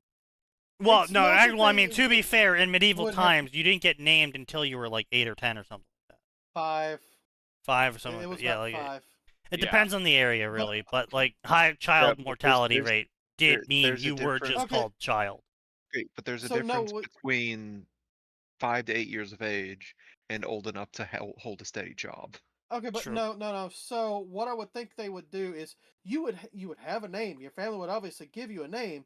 Then you go to work for the guild, and it's like, okay, you are no longer Bob Smith. You are fucking Axe Wielder 1 now.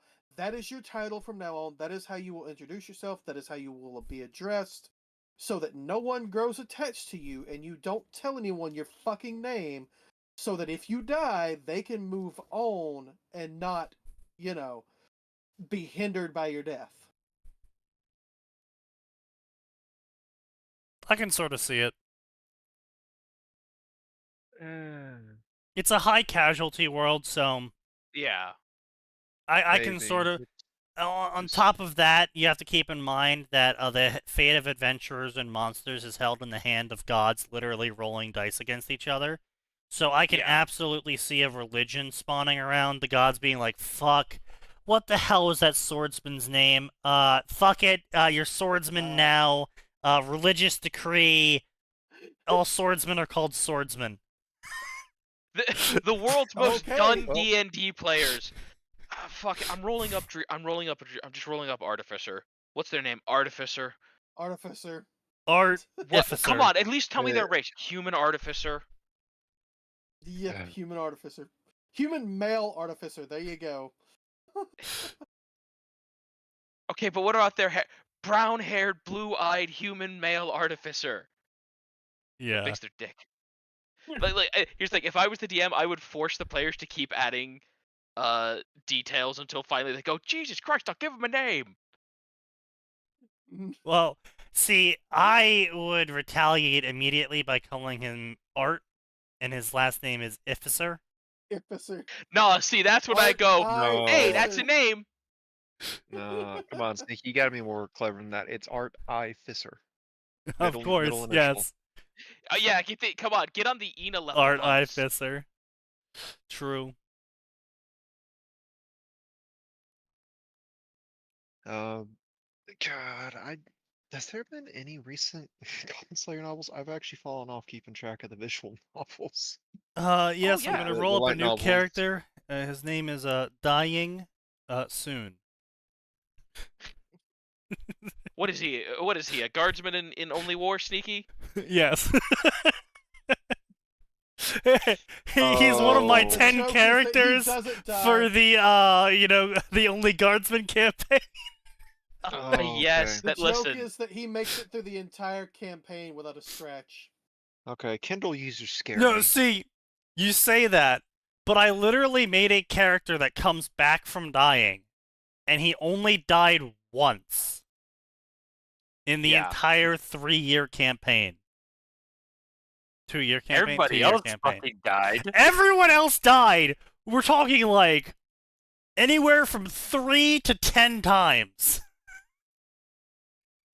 My I died character, twice. twice. My character specifically, who was created to come back from dying, died Least once. Least death. Fair doesn't like dying. And it Yeah. wasn't even Nice, like I was stop, stop, we're hiding from doing the it. front lines. My ass was literally the furthest He ahead. was the tank. You were the front line. I was the front line, and I mean, my I don't know. only If attack. everybody kept dying, it doesn't sound like you had a pretty good one. Well, see, that's the funny thing is everyone else kept doing stupid shit. I gave like- you evasion. Our thief died one time because he decided he was going to split off from the party and rob the tomb on his own, and immediately set off a trap that covered him in ooze. Gelatinous ooze. Oh, A black gelatinous gelatinous ooze. Oh Oh, no. No, it's just gelatinous no. cube. Oh, gelatinous cube, my it's bad. tar. It was a gelatinous cube that was exactly the same size as the room he was in. Yep. Oh, no. Yeah. So he fucking died. Yeah, so he got And- eaten. The funniest part, though, is he had magical equipment on that would give him 10 HP if he ever fell to 0 once. So he choked to Immediately. death, immediately Woke revived, up. choked to death again. Oh, that sucks. Biao's character. Biao Fucking just died has so the many- worst luck. Bro died so many times. He died like 8 times over the course of like 2 months. Damn. He Yeah. died The so plan He had fucking no, often. he had the worst luck in every single campaign because he was not great at character creation, but he was also very mouthy at times, and so we're all Oh. being held at sword point, one point by this level 20 paladin, and he Oh, told the no. paladin that he fucked his mother. Hey, Oh, nah, I respect that. And so the paladin cuts his head off with a Vorpal longsword. Fair. Egg gets a nat 20 if I recall. It wasn't at 20 Fair too, and yeah. reasoned reaction, yes. And so we're just like, God damn it, Biao. And that was the first fucking session. No, that was the second. That was the second. The second, second or yeah, it was third. the second session because we just We had finished all- escaping. Yeah, we In, died, in and the got first rezzed, session, and this then escaped. party made the immense calculation to allow HK-47 to negotiate in the Oh, middle of no. the enemy base. Oh no. I was cannot be blamed. hilarious. I was not there. It was on those other chuckle fucks. True. It was hilarious. No, you were there, Gray. Yep.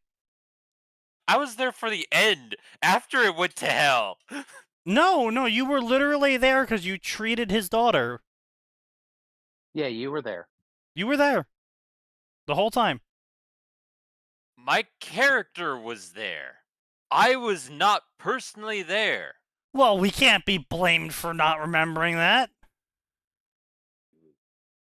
I don't think any of us would have played your character if you weren't there, though. No, none of us did. My character was Doctor. Faceless also asked me what I would do in a Discord DM while I was away. That would do it, yeah. Ah. So yes, I was not there.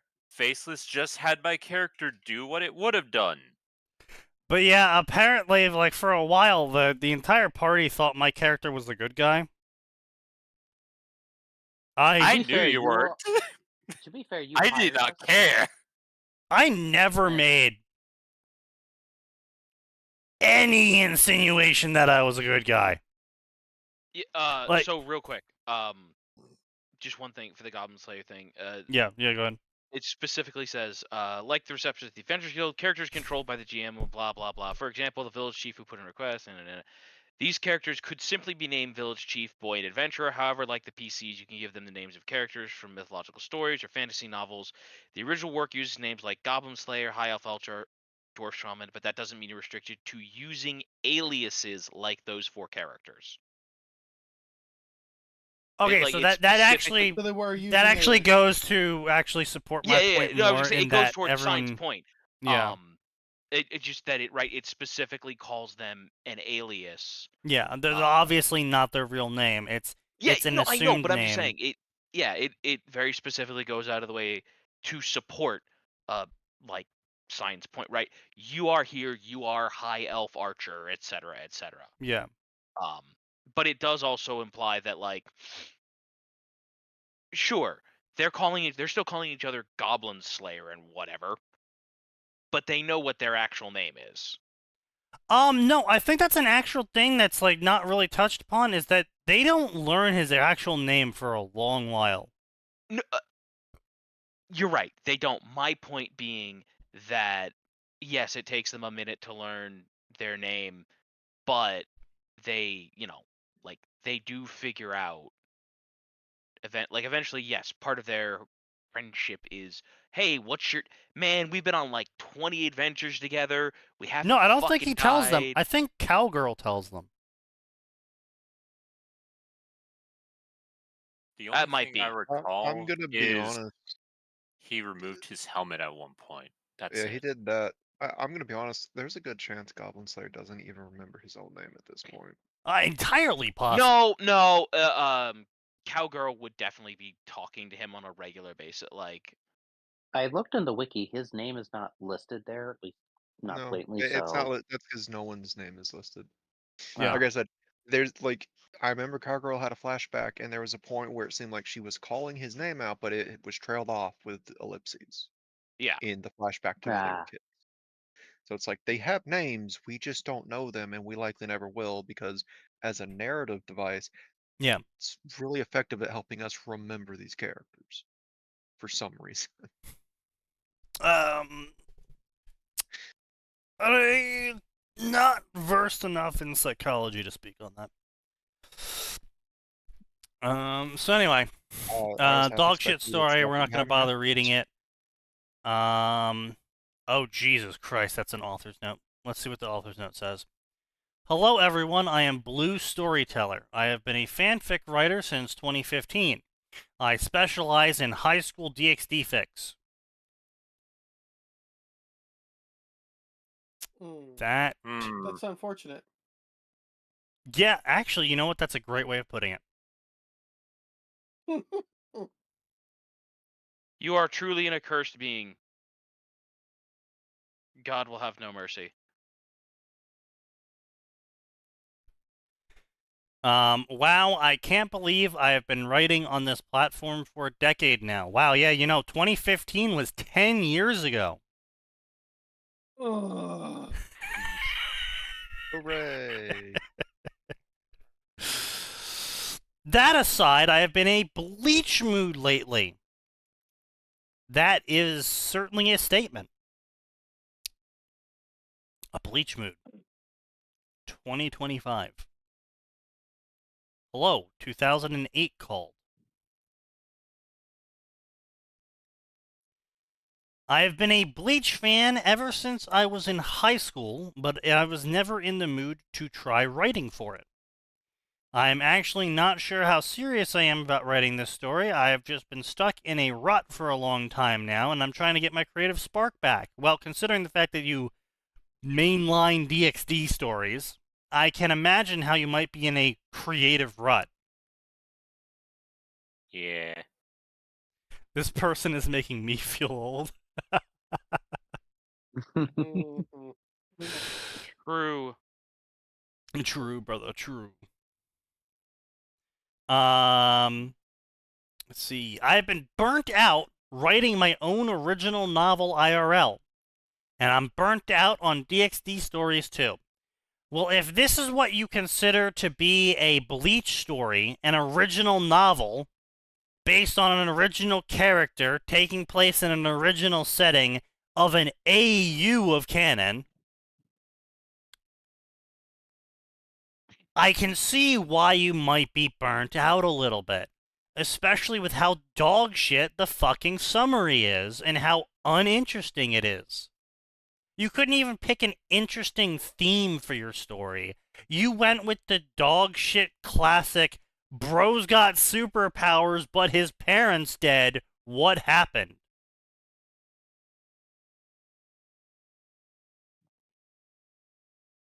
Well, you didn't even do that one well. At least Harry Potter's got like some mysterious dark lord coming after him.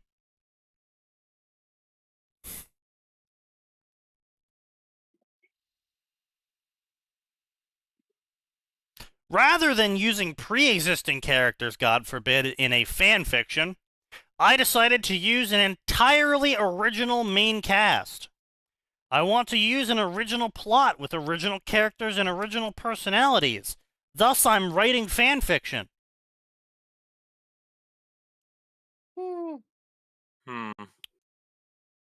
Interesting. That is certainly what one does when they want to write fan fiction, is they write everything that isn't in the fan.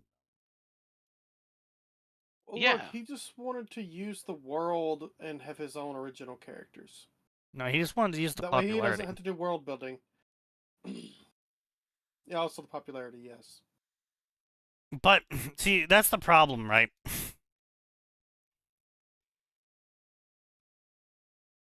Soul Reapers existing in London implies that London souls go to Japan when they die. I thought Soul Society was a global thing, not specific to Japan. Well, considering that Chad's dad from Mexico dies and goes to Soul Society. But see, that's the problem, again, is that if everyone, when they die, goes to Soul Society, why is everything Japanese? Yeah, that does Mm. Like, Opening up the just question. from sheer dint of souls dying, you would think there would be more Indian and Chinese culture going around. Like, That kind Yeah. of implies that Japan might have been shaped by Soul Society, not the other way around. sure, but then why isn't everywhere else shaped by Soul Society? Yeah. Japan's a small, isolated, tiny island, So is so they Britain. could get away with doing it there. So is Britain. What do you mean get away with? Who's gonna stop them? Mm. Bug. That is a point. Exactly. It's this is what I'm talking about with beginner authors making really like simple mistakes that don't really come into play until you really look at the bigger picture of what they just did. And that's honestly probably what happened to Kubo is he was like, "Oh yeah, you know, Japan, Soul Society, it's going to be a bunch of Japanese afterlife theming. Oh yeah, you know, Chad's dad's also there." You know, like, not really, like, you know, super thinking about it. Because, again, you know, Chad's grandfather showed up, like, once Yeah. in the entire 100,000 chapters. So, I can totally understand if he was just like, oh, yeah, you know, Chad's grandfather showed up. Because, like, I mentioned him, like, twice, and Chad needs a power-up now. So he's like, there, yeah. But that implies Mexico is part of Soul Society. Yeah. Yes. And again, it would be another thing if it was like, yeah, okay, everyone goes to Soul Society, and here's like, there's a lot of racism going on. 'Cause this is the Japanese quarter. They control everything because, you know, whatever they do. This is the Chinese quarter. This is the Indian quarter. This is the American quarter. This is the South American quarter. Yo, the I want to African see what quarter. I want to see what the American corner looks like. How many guns? All of the guns. You are issued a gun. Your gun is the same as your Zanpakuto. Your gun is your Zanpakuto. Yeah, My no, gun is listen, my listen. soul! America! No, even better. They have Zanpak toes, but they all have gun blades. It will pierce the heavens! Yeah, it's even better. My gun is my soul. No, guys, Stark was an American Iran car. True! Well, I mean, he was cowboy themed, so. He even had a shoulder lolly. As we all know, cowboys had shoulder lollies. I don't think cowboys Of had course. those. Oh, no, they definitely did. No, but they should have. They would have been improved with them.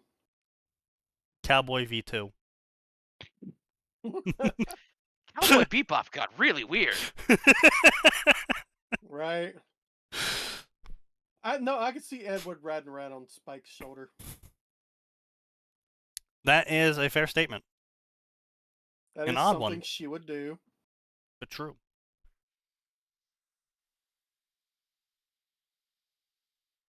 Also something we did in D&D.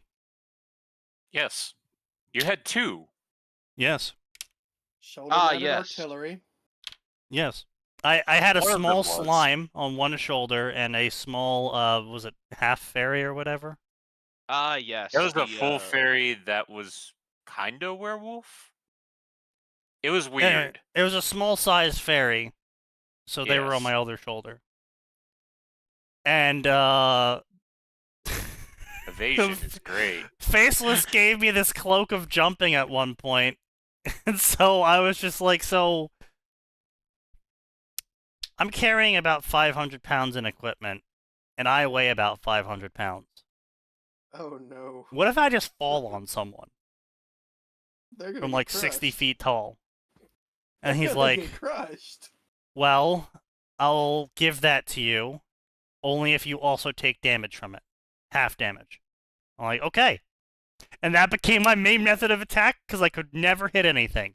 So I just jumped over it and landed on it like a fucking Mario character. Can confirm, he could never hit a damn thing. Bro, I I couldn't see. even hit a fucking wall. I missed. He failed. The Boy. DC was 5. I missed 3 How did you times. miss? He Ow. missed. I missed. I just couldn't He roll missed. higher than a 5. No, your base attack bonus should have. What class were you playing? Your Sir, base I attack- have bad news for you. There's this thing. Your basic attack bonus doesn't in exist. 5e is 1 when you're levels 1 through 4. Excuse you? Yep. Yep. BAB does 5e not is- exist in the way that you remember. Yep. What? No. What? No. Now it's proficiency bonus, and the highest it gets is like +4. +4, unless you have retarded. expertise in it. Then it Yeah. doubles. Yeah, it's real stupid. That. Oh. Ugh. Yeah. Ugh.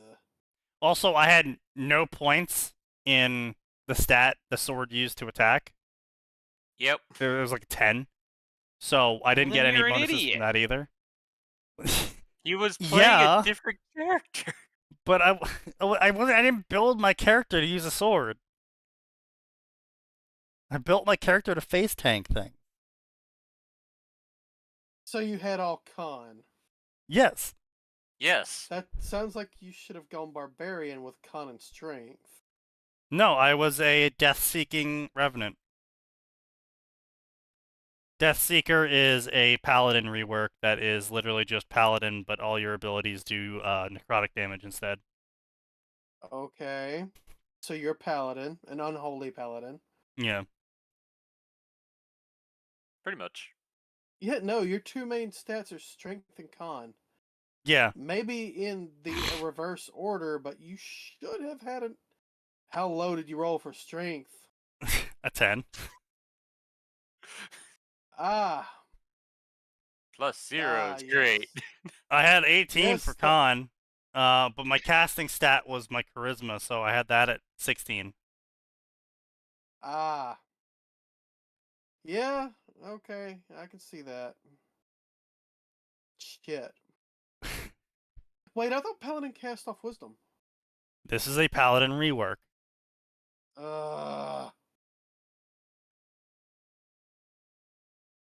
Pay attention, Um, old man. The lore behind the paladin rework is that instead of getting my powers from a deal like a warlock or from worship like a paladin, I sign a contract with the god or greater species involved, and they gift me power in exchange for me doing tasks for them. I don't lose my soul. They go, hey, kill that guy, return balance to life. I go, okay. Oh. Well, okay. Go kill It Sentinel. was truly the most ironic thing possible is that I was a death-seeking revenant. Because my job as a death seeker was to go kill people who broke the balance of life and death. Yeah. But that was also a running, it wasn't even like a gag. It was literally just like a running event in the story is that my character kept selling their soul to literally everyone. Yep. It was a thing. And I was a I revenant. see. So when I died, I didn't have a soul anymore. Oh no. When I finally completed what I became a revenant for, and my character disintegrated from reality, everyone was like, wait, hold on, that's illegal.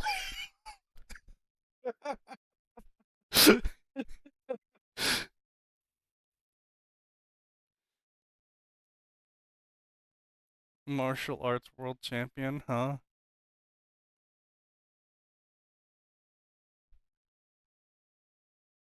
Good guitar. What? Don't question it, just accept it. No, I refuse to accept it.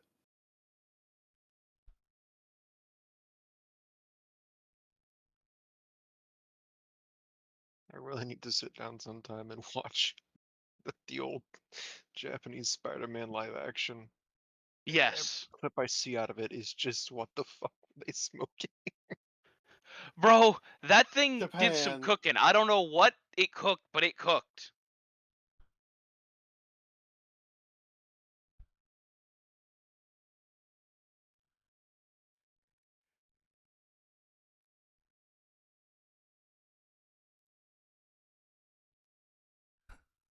What the fuck?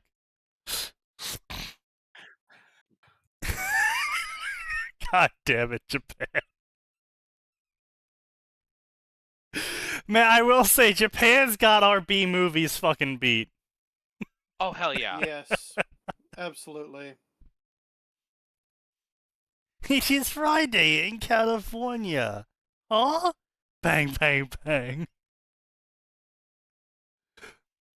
You have impeccable timing because it just went bang.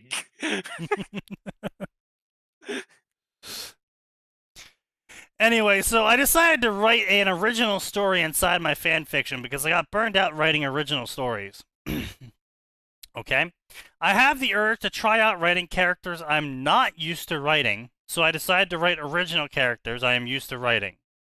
And I'm trying to write my current style because I haven't had any luck finding agents to pick up my debut novel. Self-published, buddy. Yeah, we're in a day and age where you don't need to be looking for that. Just self-publish, and if it gets large enough, someone might make you an offer that will be far lower than what you're making. Oh, and it's not even Yeah. that. It's like Aragon originally self-published, and then it got picked up in Steam, and it got enough people's eyes on it that a publishing company came to him and was like, "Hey, we'll republish your book if you fix up all these things, you fix up the spelling mistakes, the plot inconsistencies. We'll republish the book for you. We'll cover all the costs and everything." And then he's like, "Oh, okay, yeah, sure." So they've republished Aragon.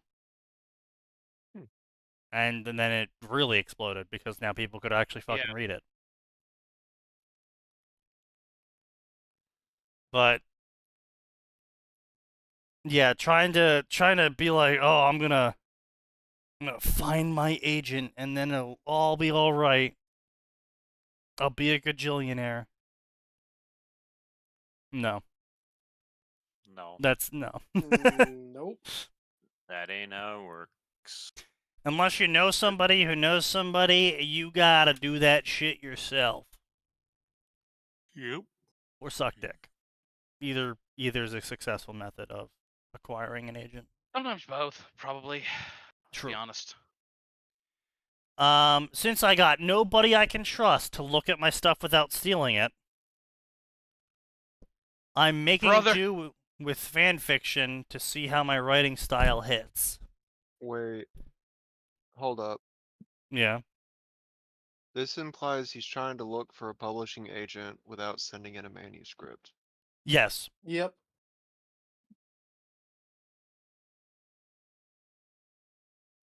And is it any wonder that none of them want to publish him? You know, I know that is a legitimate worry, but like, maybe understand the basics of copyright law and how problematic it would be, especially in the day and age of the internet, where information is way more easy to spread and access. Mm-hmm. Kind of trouble that could come from it being like, oh, that's the manuscript I sent you guys last year that you told me no on. Interesting. Let me call my lawyer. Not my lawyer. Let me call a lawyer. A lawyer, Because yep. I'm about to have enough money for it. True. Basically, any lawyer would take that and go, "Hey, look, just pay me when we get the settlement because they're going to fucking settle." Assuming, we don't. They'd be like, just run 'em "Give into me the ground. give me 20% of the settlement, and we'll call it a good day, buddy." Deal. But That's yeah, the deal. it's just like, I mean, even if they do steal your shit, they're not going to be able to post more stories. They don't have another writer that can be like, "Hey, take this story and write the next chapter of it." They will just get a ghostwriter to do it. Yeah, that's what I'm saying. They don't have someone like. They won't have the notes the author made, either on paper or in their head, True. about how half the stuff works and what happens next. So it's just gonna be a fucking mess. Sure. Also, again, if you can just come out and be like, yeah, hey, that's I made this, I wrote this here. You see this picture of my manuscript. Well, not just that. Like, 2021. you literally, you could have an AI go, like, you could run it through one of those stupid You can run it through a what are they? plagiarism detector. Yeah, plagiarism thing. That too. You don't need an AI for it. I mean, Those are plagiarism just for a detectors while. are AIs. Not all of them. No, but they're typically LLMs that have been trained on official The documentation. newer ones, yes. No, that's how the older ones were as well.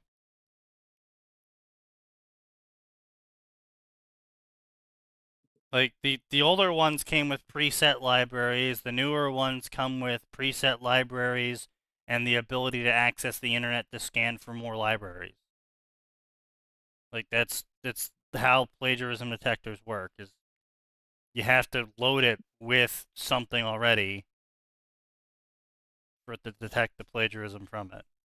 Yeah. Or, unless you're talking about a compare option, that's like, yeah, that's old. If you're just going to take two manuscripts, put them next to each other as a file compare, yeah, that's old. That doesn't require AI. But if you're going to have the AI like scan a manuscript and be like, no, you see, this is 98% this other guy's work, that's AI. Yeah. But yeah, so yeah, anyway, he's trying to get an agent to sign him on without sending them anything besides maybe fan fiction to convince them.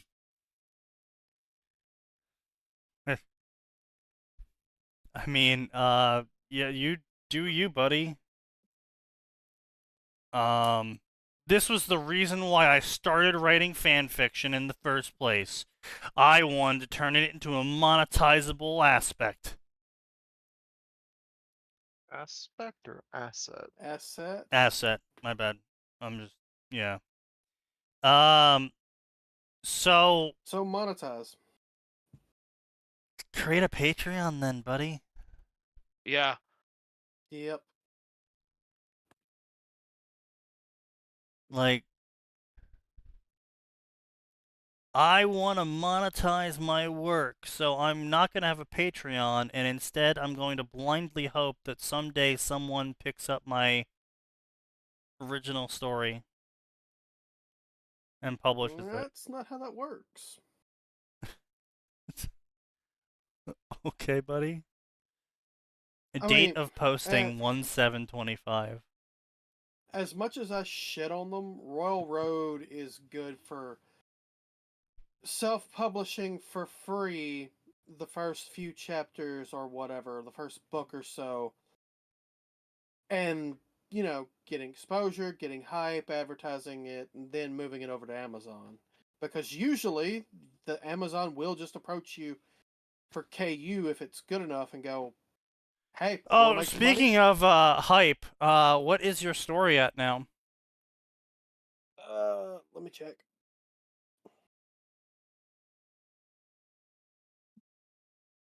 Today and they reset it again, so it is. Oh, it went from 73 to 83 to 115. They've reset it twice today. Amazing. What do you mean? Like So they still fight They're you? actively fighting me on this story. basically, if going people through and leave resetting reviews it. that aren't good enough according to the moderators, they delete them to move his rank They've down. only done that once. Every other review on here is fine. I've got like one, maybe two that's not complete 5 stars across the board. The score really- is at like 4.86, but it keeps showing up on Rising Stars, and they're getting sick of that because they keep removing it from it. So every day or so, they add like 20 to my score anytime it gets anything close to approaching 50 again, they'll add 20, 30. This time they just went fuck it and reset it to 115. That's funny as hell. This is getting ridiculous. His stats keep improving, but somehow he's going down in rank. It's like every time it improves, every time it. So I'll update. It'll start improving. They'll reset it. It'll continue improving and go back to where it was, and they'll reset it again. I mean, it's super obvious when you start graphing it and looking at it over time that this is exactly what they're doing. Man, they're so fucking butthurt. Oh, they are ass. I'm astounded that they have decided that the only person shitting in their Cheerios every morning is you, Sign. They make it your problem. I mean, to be fair, Sign did shit in their Cheerios. Yeah, but he only did it once. He's not doing it every morning. But No, I mean, no. Going away. He's got a note at the bottom of his story that is shitting in the entire site's Cheerios. Yes. What's the note? Every chapter Every chapter he says, "I'm not gonna do story swaps." Oh, yeah.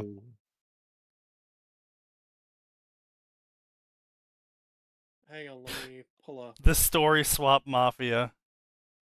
No, but like. No, I know it's a real thing. I know. I'm aware. You know, because that's originally the thing, right? Is that there is like Raven's Dagger. You know, he's been on here before. You know, we've talked about him before. Raven's Dagger is on Royal Road, and in his stuff, he posts about his Subscribe Star and Patreon. But he's writing original. He's writing a lot of original fictions now. That doesn't matter according to. Doesn't matter. Yeah. They told me if you have fan fiction on here, you are not allowed to advertise your monetary shit because, well, you could be taking money for fan fiction for all we know. Oh, okay. Yeah, I didn't. Yeah. No, it's a complete across the board ban because something I expressly asked about when I told them, hey, look, okay, well, I'm going to be posting original stuff too, and I have original stories that I take money for. They're like, no, you can't do it at all. Well, okay then.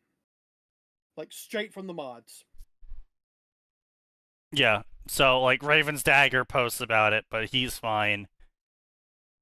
But, you know, Sign posts about it, and suddenly the mods find problems with his stories. Yeah. And and like he wasn't even that rude to people, and he didn't sign out on anyone either before the mods started doing their shit. So it wasn't like he said something that would trigger the mods to be like super butthurt and target him over. It was quite literally him telling people he's not going to story swap, and him constantly reporting people asking for story swap. Hang on. So Royal Road looked at the very, very old sub culture that existed on YouTube for maybe 4 years and decided to continue it stupidly. Yes. Raven's Dagger, initially famous for worm fanfiction where Taylor was Salem's daughter. No, the fanfic that made him famous was the Friendbringers. And let's see what else. The other one, another one of his big ones, the not Overwatch, the TF2 and the Half-Life 2. Oh boy. And this is all inside of Worm. And also got really big off of the everyone turns into a small child. Everyone with powers turns into a small child when Taylor touches them. Oh, okay. Yeah. You know, now that I'm thinking about that one. That was a little weird. No, so what had happened was I started getting a whole bunch of spam, you know, the shutout swap spam, right? So I went and made a post about it after going into my email settings and disabling them. Because you can tell Royal Road explicitly uncheck a box that says allow users to email me. I did that. I kept getting spam. I made a post about it. Ask, hey, look, I'm getting a bunch of shoutout swap spam. I don't approve of this. I'm not going to engage in that entire thing. I think it's disingenuous. So is anybody else having this issue? Is this a known issue with the site, or is it something I need to do to change it? And basically people were like, yeah, no, you should make a ticket and ask the mods. So I did. And then all of a sudden my stories started getting reported and then removed, and the entire thing kicks off. And yeah, I'm pretty sure that mod did it. Honestly, at this point, man, like, because it is because they are improperly applying terms that are affecting your monetary value, you might be able to sue them. Doubt it. Doubt it, because the fan fiction thing, nobody wants to try it. Let me Yeah, put it fair. that way. Didn't All the Raven's Dagger research also I've write a done- Heroes crossover? I don't know. I don't remember I have that one no from him. idea. I know he's got a bunch of stories up that all even his fan fiction shill for his pay me money to read fan fiction shit. Yeah. Which, I mean, hey, power to him. He's making a lot of fucking money per month. He Illegally shared on his... Royal Road. Yeah, apparently. Yeah. But, no, he shared it a while back. It was like $18,000 a month or something like that. It was crazy. Yeah, I'm not surprised. I'm perfectly okay with the man making money. I have Oh, no, problem totally. with No, that. I fully Because, support again, even I do the same monetizing fan thing. fiction. Yeah, no, I mean, I fully support monetizing fan fiction. Absolutely. Yeah, if people are My okay problem with paying is- artists to make fan art, what's the problem with fan fiction? Yeah, exactly. The takes problem more effort. is Royal Road is not actually applying the rules across the board. Oh, I know, yeah, and that's what what I'm pisses saying. me off. Yeah, exactly. I mean, blatantly obvious, you know.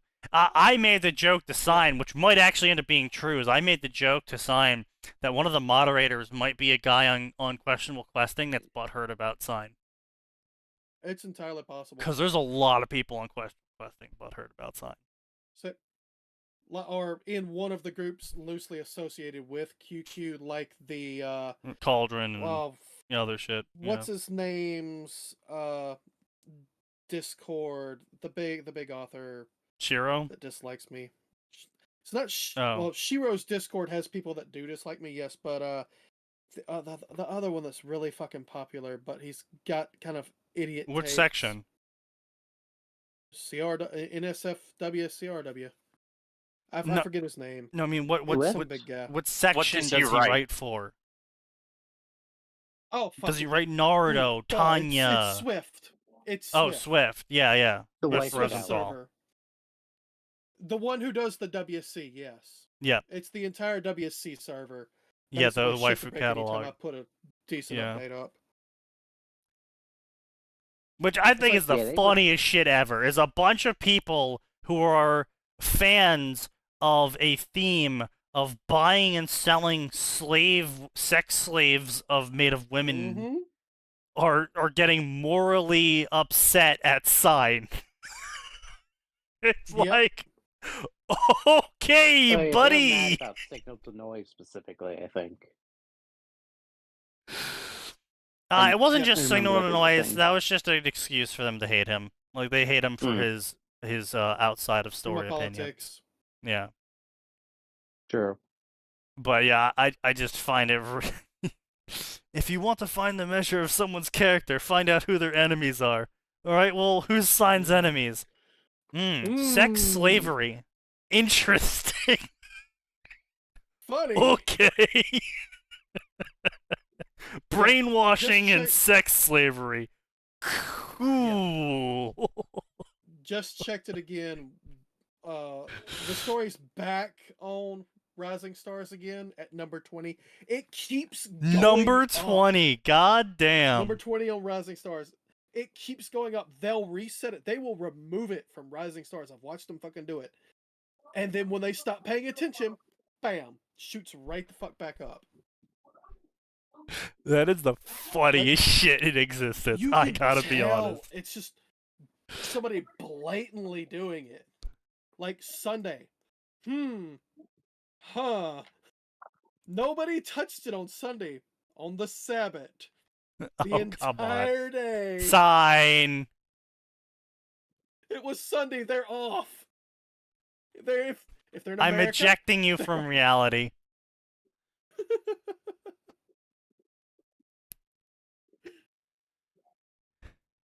Anyway, so,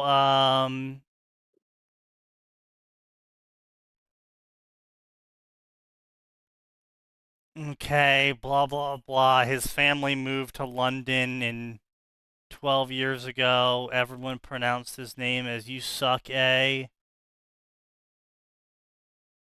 Oh, his name's Yasuke! He must be a samurai! You shut the fuck up.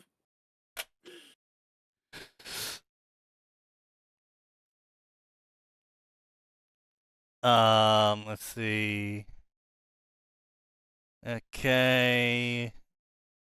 Graduation day.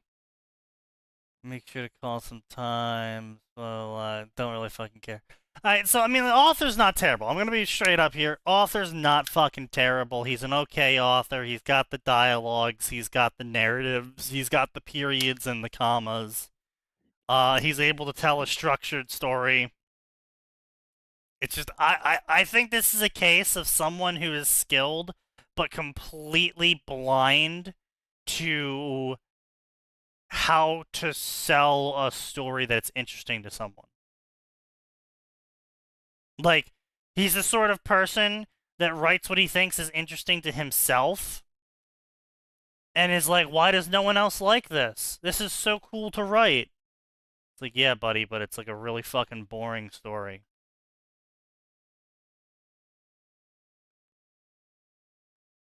You know, no one cares. Oh, God. He's got 9 other stories. No plans for an update. Reviews, addressing them. I put a message out asking that YouTubers who adapt my fanfics give me proper credit. When I said that, I asked for people to do this for all fanfic writers, not just me. What bothered me was that these YouTubers were just posting people's stories without crediting them. Yeah, they're fucking bot slops, though. Like, I implore you guys to try and imagine the amount of time that goes into writing an original story. Poor C8.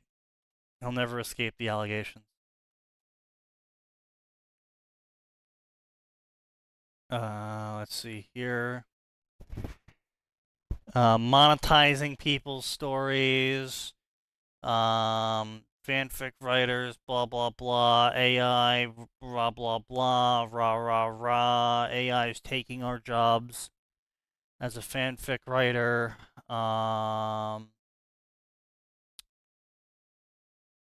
Okay, so he's got 2 Fire Emblem stories with V2 versions.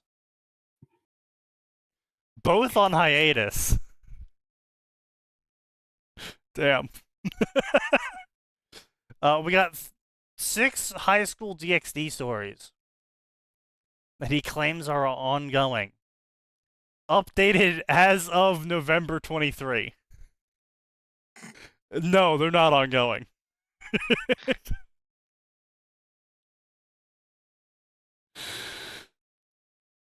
Oh, that's his V2 story. The Heroic Calamity. Yeah, I can't imagine why you would burn out on that one. The Grim Herald Final Arc. Deleted the original versions, posted a V2.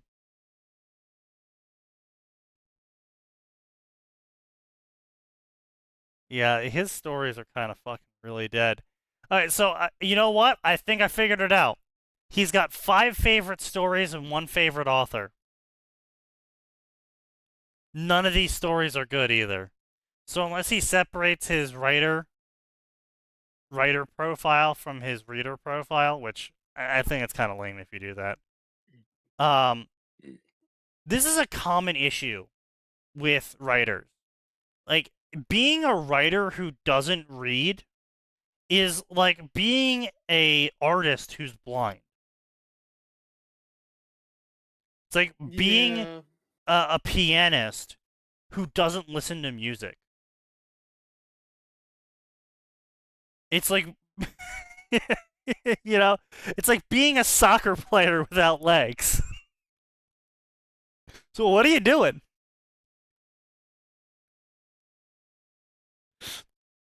You know, it's just They're living their dreams, Sneaky.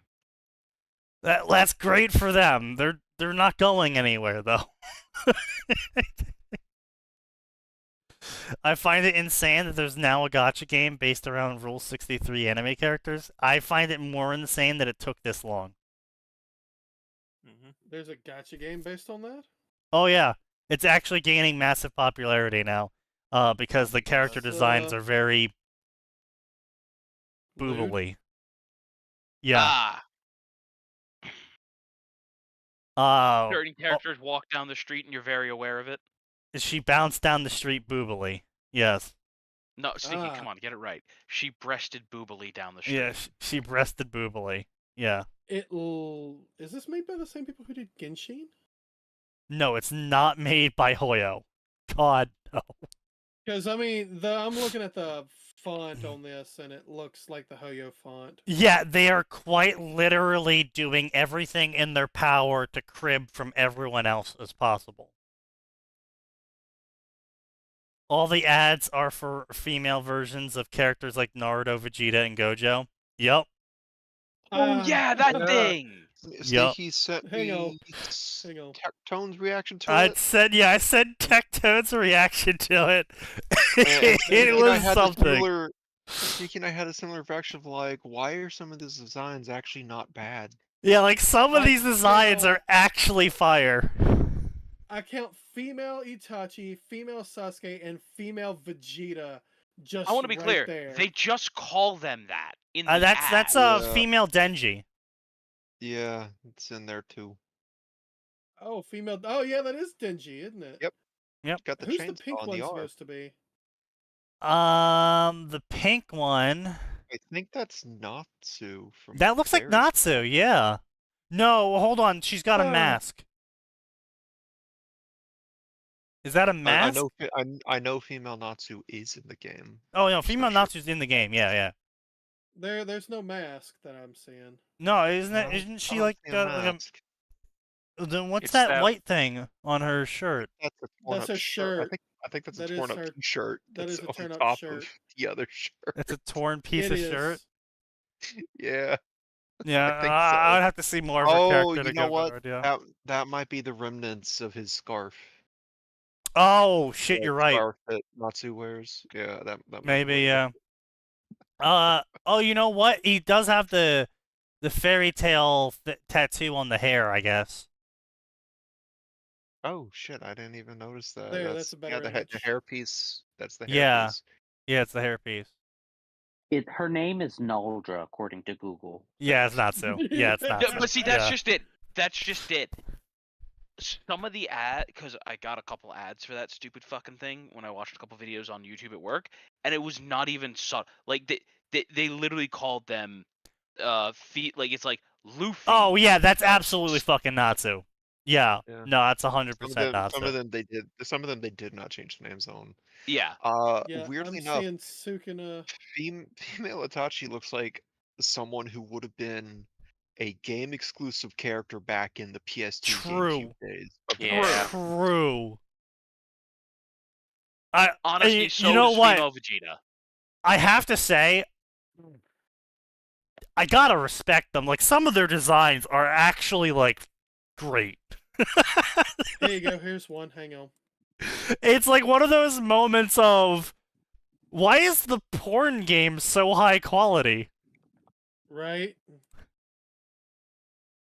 Who's Yeah, see, like, damn, both of those one from designs are Demon Hunter. good. Like it, Yeah. very sexualized, but I mean, Well, it's it's- anime. What'd you expect? They it's know what not they're like. about. It's not over the top, you know? It's not like what the fuck Azure Lane's doing right now with their skins, you know? It's... Yeah. I'm not gonna go as far as to say classy, but it's close enough to modern day classy.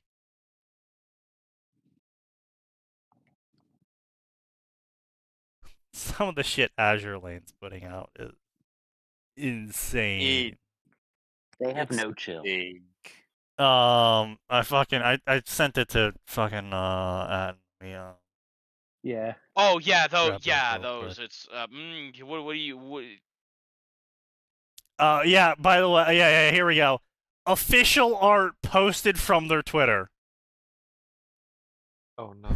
Nice. How bad? Official Twitter art Very nice. from the Guys. company's official post. Azure Lane. Classy. Very classy. Listen, when I Sign's approve. calling you classy, you have a problem. I saw remember- this and I was like, God damn. Well, I remember Sneaky telling me, he's like, man, they're going even further than Hoyo, and I was like, it can't be that bad. And he showed me this, and I was like, oh my god. I'd argue that Azure Lane's been going further than Hoyo for years. Hoyo's been relatively tame last night. As far as I Yeah, know with but the like the changes. original Azure Lane designs were like They like- were. so this is like Very- this is likely what the people who have ever even heard or seen Azure Lane have seen of Azure Lane. This is what they originally started out with. Very Yeah, I tame remember that. designs. I remember those, and they were really solid designs. And Yeah. Immediately, They were really good. Hand over fist, better than Cancol. Oh yeah. Like they Oh, were definitely. more than Cancol. Like they actually had fucking outfits that were a little bit like more going on than either stripper or the most formal shit in existence. But their later designs are just like goddamn. Horny on main. Beyond horny on main, gooning on main.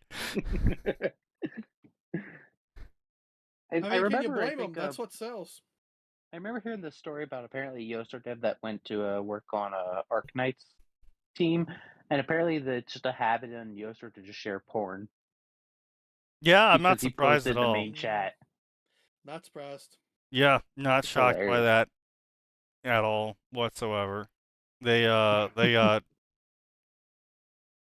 goddamn. Wouldn't be surprised if they were sharing a little. But anyway, yeah, point being, the porn game is more classy than you, Azure Lane. Yeah.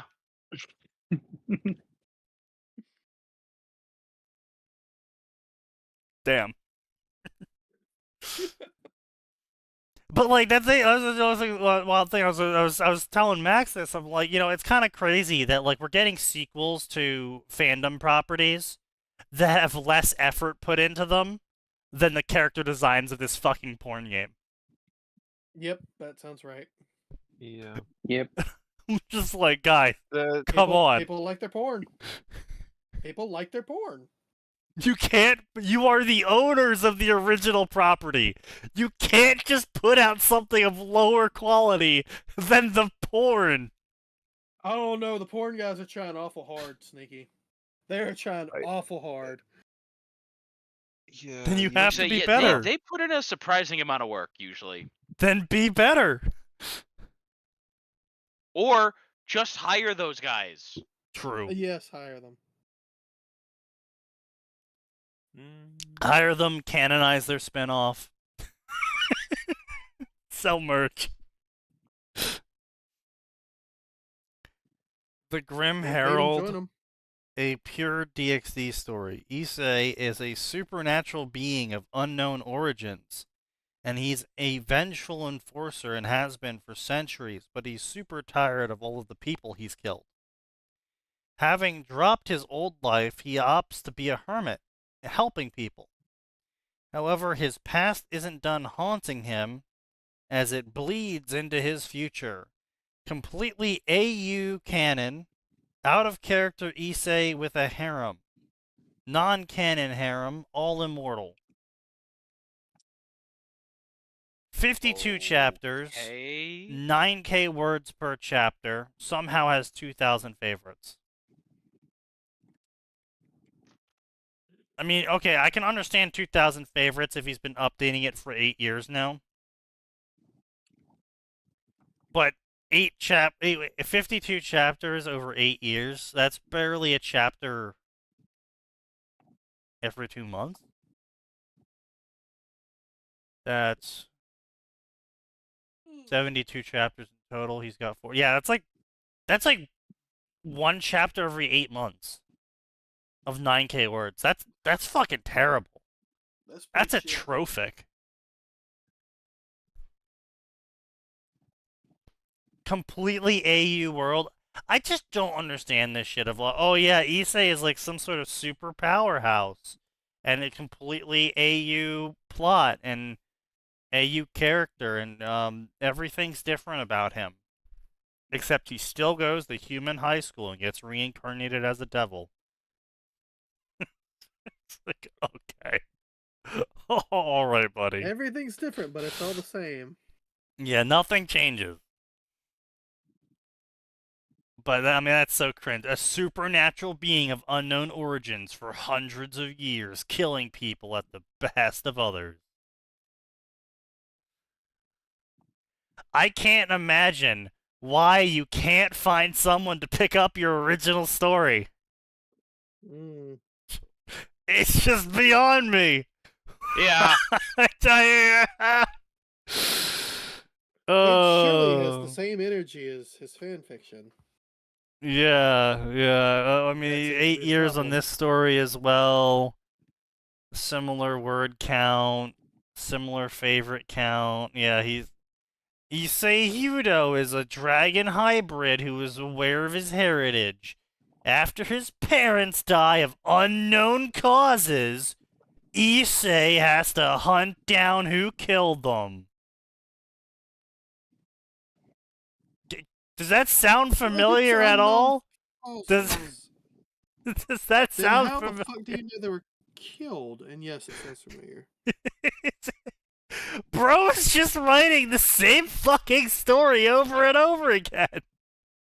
Oh, guys, I'm burning out on writing. I can't figure out why. All I do is write original stories. 9 of them with the same plot. I don't understand why I'm burning out. Sneaky, you see, Sneaky. He believes that repetition is the best method, is the best way to gain confidence. Oh god. So you see, if he writes this story, you see, you write 1,000 stories. He wrote one story 1,000 times and has created the ultimate version. I don't fear the author that's written 1,000 stories once. I fear the author who's written one story 1,000 times.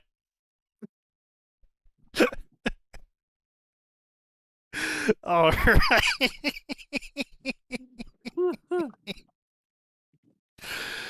Oh god. All right. Well, we'll see everyone on